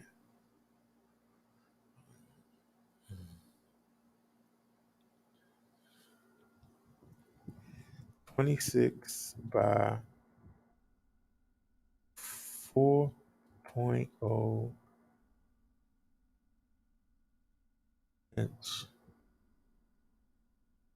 rear rack. All right, let's see what pops up, Bob. Low to high, and you can get it. Let's go to all prime because I'm cheap. I'm cheap. I ain't gonna lie. I'm cheap.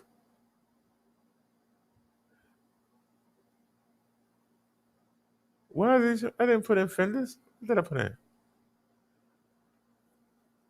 Yeah, I put in rear rack. So why did they come up? Anyway, let's get back to business. I want to know. Please don't come to the BD show.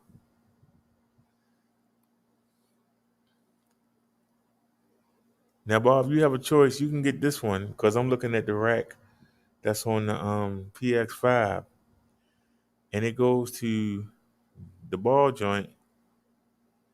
I'm looking on the rack that's on the PX5. These don't go on a thing. They actually go on the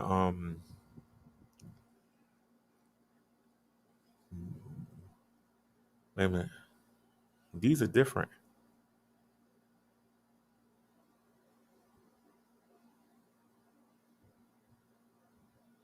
and they don't have no picture to tell you how to do it. But 1430 and then adjustable fits 26 inch or 28 inch back tires, but not all back tires. You would need a 3M. It has a 40-pound weight limit. I think I'd rather have it off the seat post, but it's up to you, Bob. What you want to do, sir? Let's keep going. This is a retract. This is the kind that just goes on the back of the seat post. It doesn't have the support.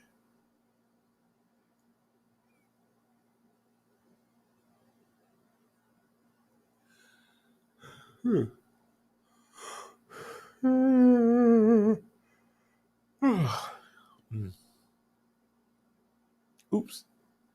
What are you doing? Yeah, you wrong for that. You tried to make us miss all this. Yeah, you tried to make us miss all that. You know you wrong. All right, let's go. Yeah, we seen that. Okay, you can get those. Um,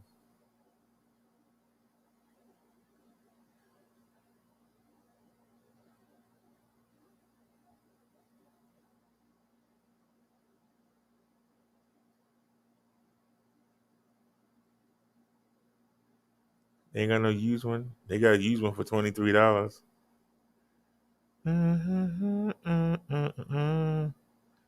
I wanna know.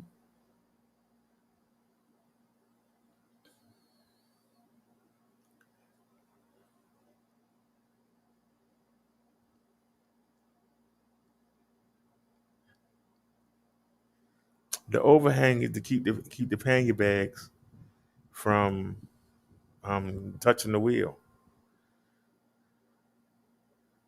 and the pannier bags have a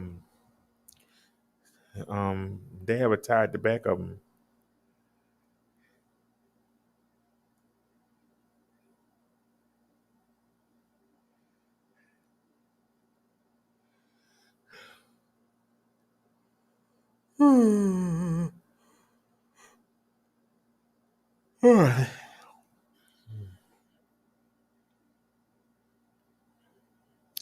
You want to carry your girlfriend on the back?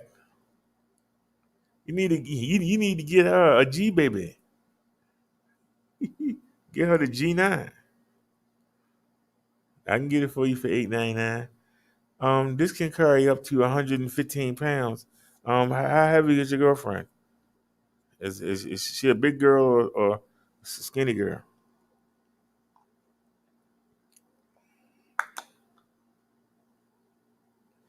I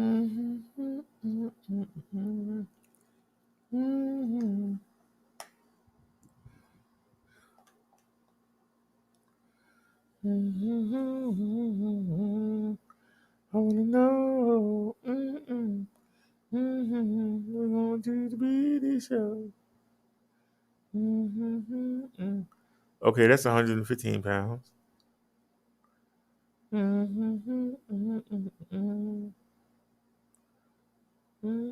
That's 110 pounds. And he haven't said how heavy his girlfriend is. So I don't know what we're looking for. That's 110 pounds.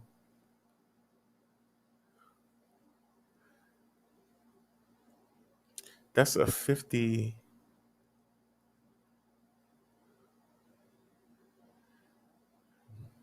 That's a 50.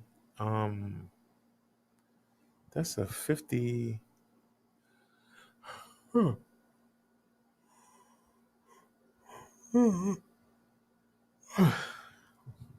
Anybody know what 50 kilograms is in weight?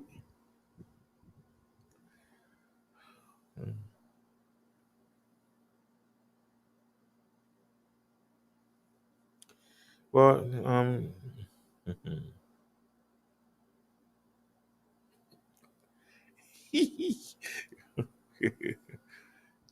that's not a bad idea, Bob, because I actually have a trailer. I hadn't even thought about that.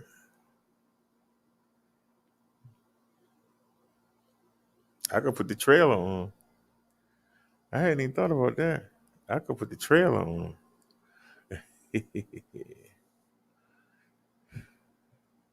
This the Rock Brothers. This is 110 to 165. This is 110 to 165.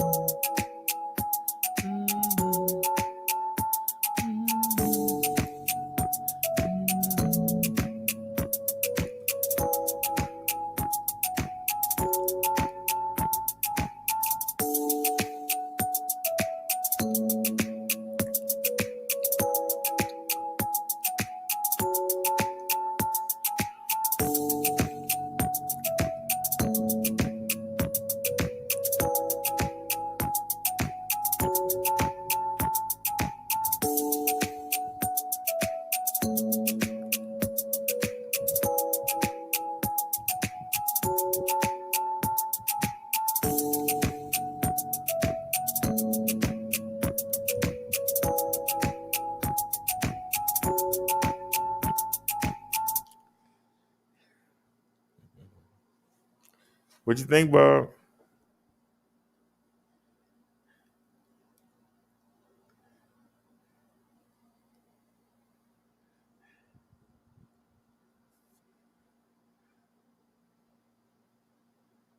How much it cost?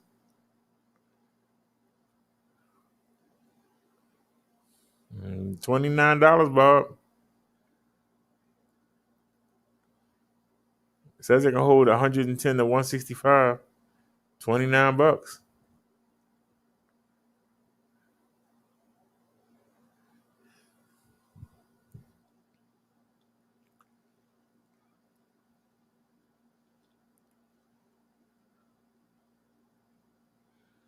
Hmm.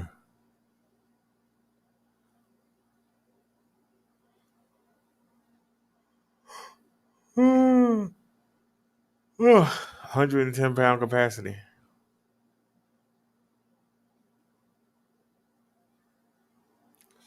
Oh my God, it's 12 o'clock already. I didn't even realize it was that late. That's only 55 pounds. So cheap. What about this one? Don't like the color.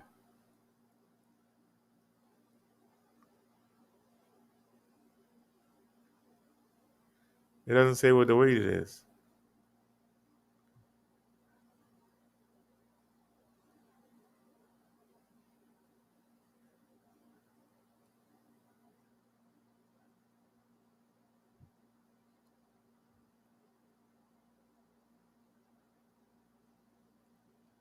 It doesn't say the weight limit.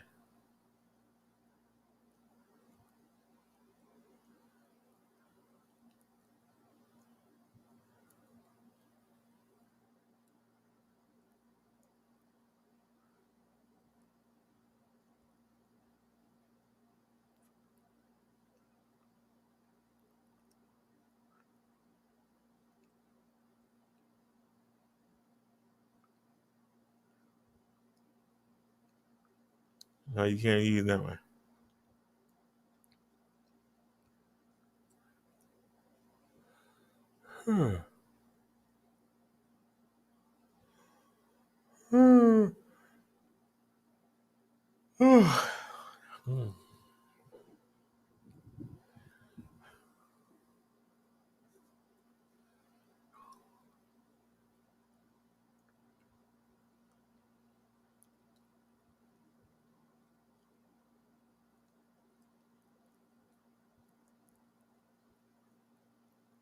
What's the weight limit? 110 pounds.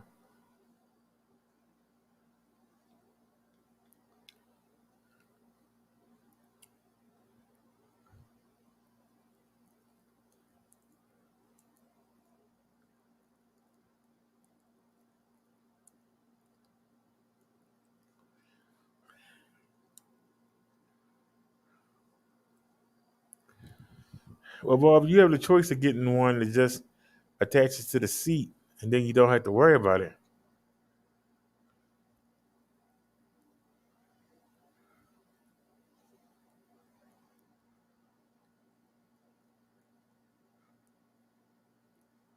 But what you could do is bend them out. You could actually stretch them out if you need to. All right, Bob. Here you go. 180-pound capacity. 180-pound capacity.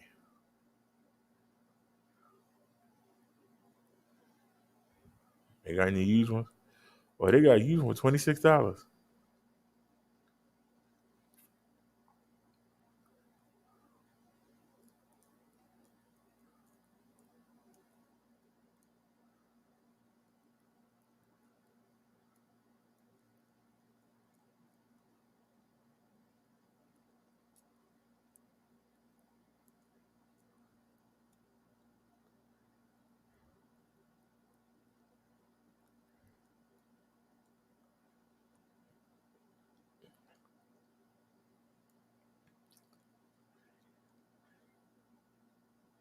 But he asked you. He didn't assume you had it. He asked you.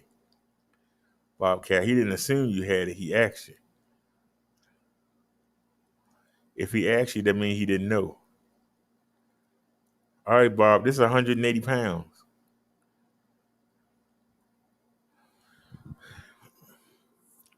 Like I said, you might bend them out.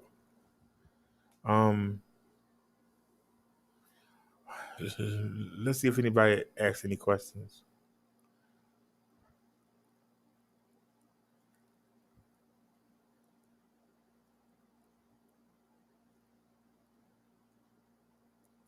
Oh, hold on. Customer review.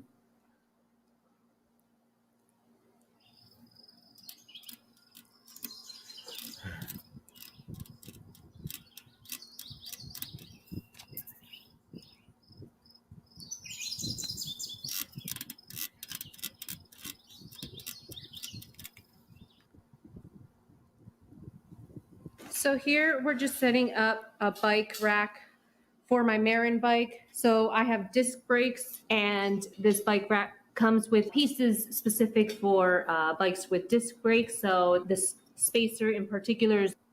And we got hydraulic brakes. We ain't one of those disc brakes.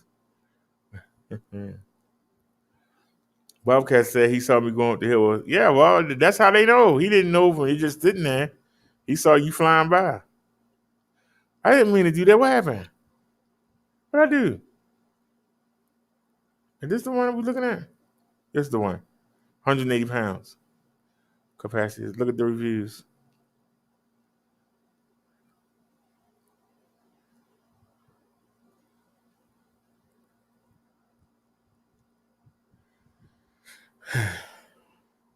Somebody said, can they use the top part of the rack and not install the bottom part? The answer is you could, but it won't be as sturdy. But let's work for the Burley Piccolo. I don't know what that is. It will fit about any standard frame bike. Will it fit a 26-inch beach cruiser as long as you have 2 inches of clearance on the seat post between the seat and the frame of the bike? The rear rods will attach to the rear of the frame, are adjustable in all directions, adjustable size bikes. Here you go, Bobcat. Will it fit my Mongoose Magnus 26-inch, 4-inch wide tire bike? Yes, it will. Okay, so we got the question answered. Get the reviews.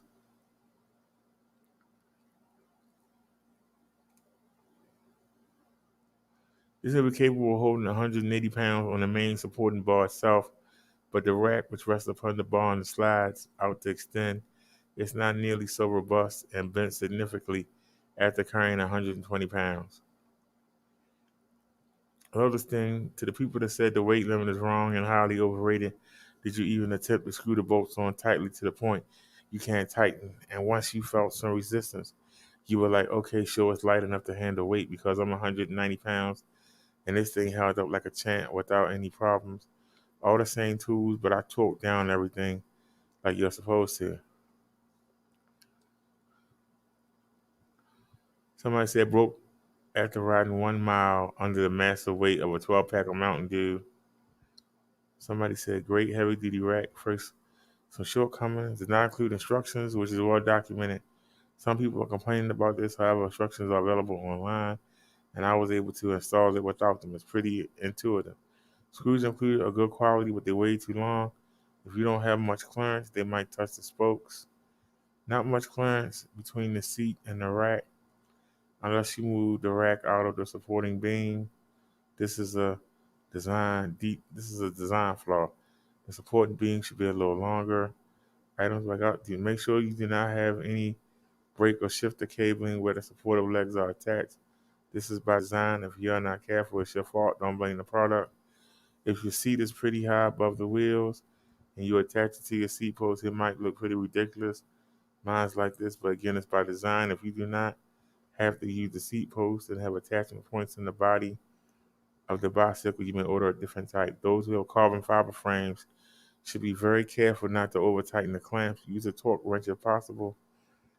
CF frame owners should limit their weight expectations considerably since their frame will not be able to carry a heavy load. Pros: one, I have more than a dozen racks and installed more during my lifetime. This product is sturdy and built heavy duty. If you do not move up the rack to the back beyond the supporting beam, it will easily carry 180 pounds, if not more. However, if you move the rack out, then since there is no support below, the amount of weight it carries will drop. This is basic physics. Some reviewers are complaining about the rack being bent while they pulled it out all the way. What can I say? Of course it will. On the other hand, all the other racks on the market were bent at that point too. I believe this is the most heavy duty rack you can buy on the market. So if you extend it out, if you push it out from the support beam, I was surprised I was able to get this rack to fit on my hybrid bike. The clamp for it is a bigger than my frame, but it still was able to stay in place when everything screwed on. Nothing was slipping or flimsy. The quality of this rack is very well made. I don't think my tires will be able to support another 180 pounds, even though the clamps did not quite fit my bike that well. I say this is quite a universal bike rack. It does not need to rely on pre-installed holes on your frame for it to work like other racks have. If you are unsure your bike have the pre-installed holes, give this back rack a shot. It can sufficiently keep itself up even though my rim is skinnier than the clamp. Then it should do very well on a mountain bike with a thicker frame. For reference, the circumference of my frame, which this rack is installed, is 4.5 centimeters or 45 millimeters. If it's greater than this, then you should be fine installing this rack. So let's look at the picture.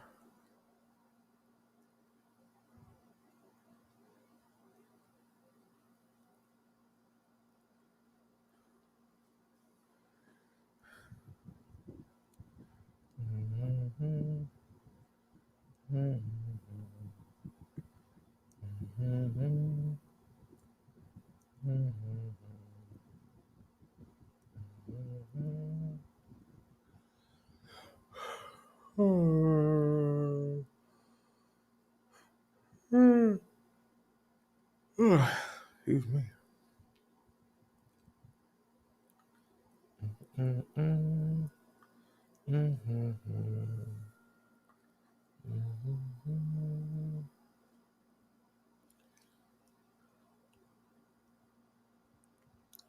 Alrighty, Bob. We gave you an idea. Um, I got a doctor's appointment tomorrow, and it's 12:30. Let me let me go ahead and end the show.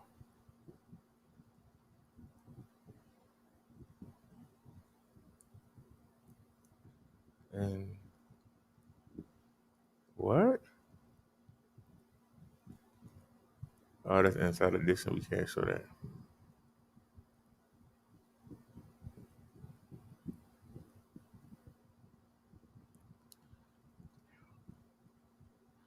So, alrighty, y'all. Thank y'all for spending time with me. I appreciate it. I will see y'all tomorrow. We have a doctor's appointment at 2:40. So I hope to see y'all there. We're gonna have Marsha, and we're gonna see if they're gonna let Marsha in. We've taken the PS6 a couple times. We've taken Bessie, but we've never taken Marsha. So Marsha looks much more substantial than Bessie.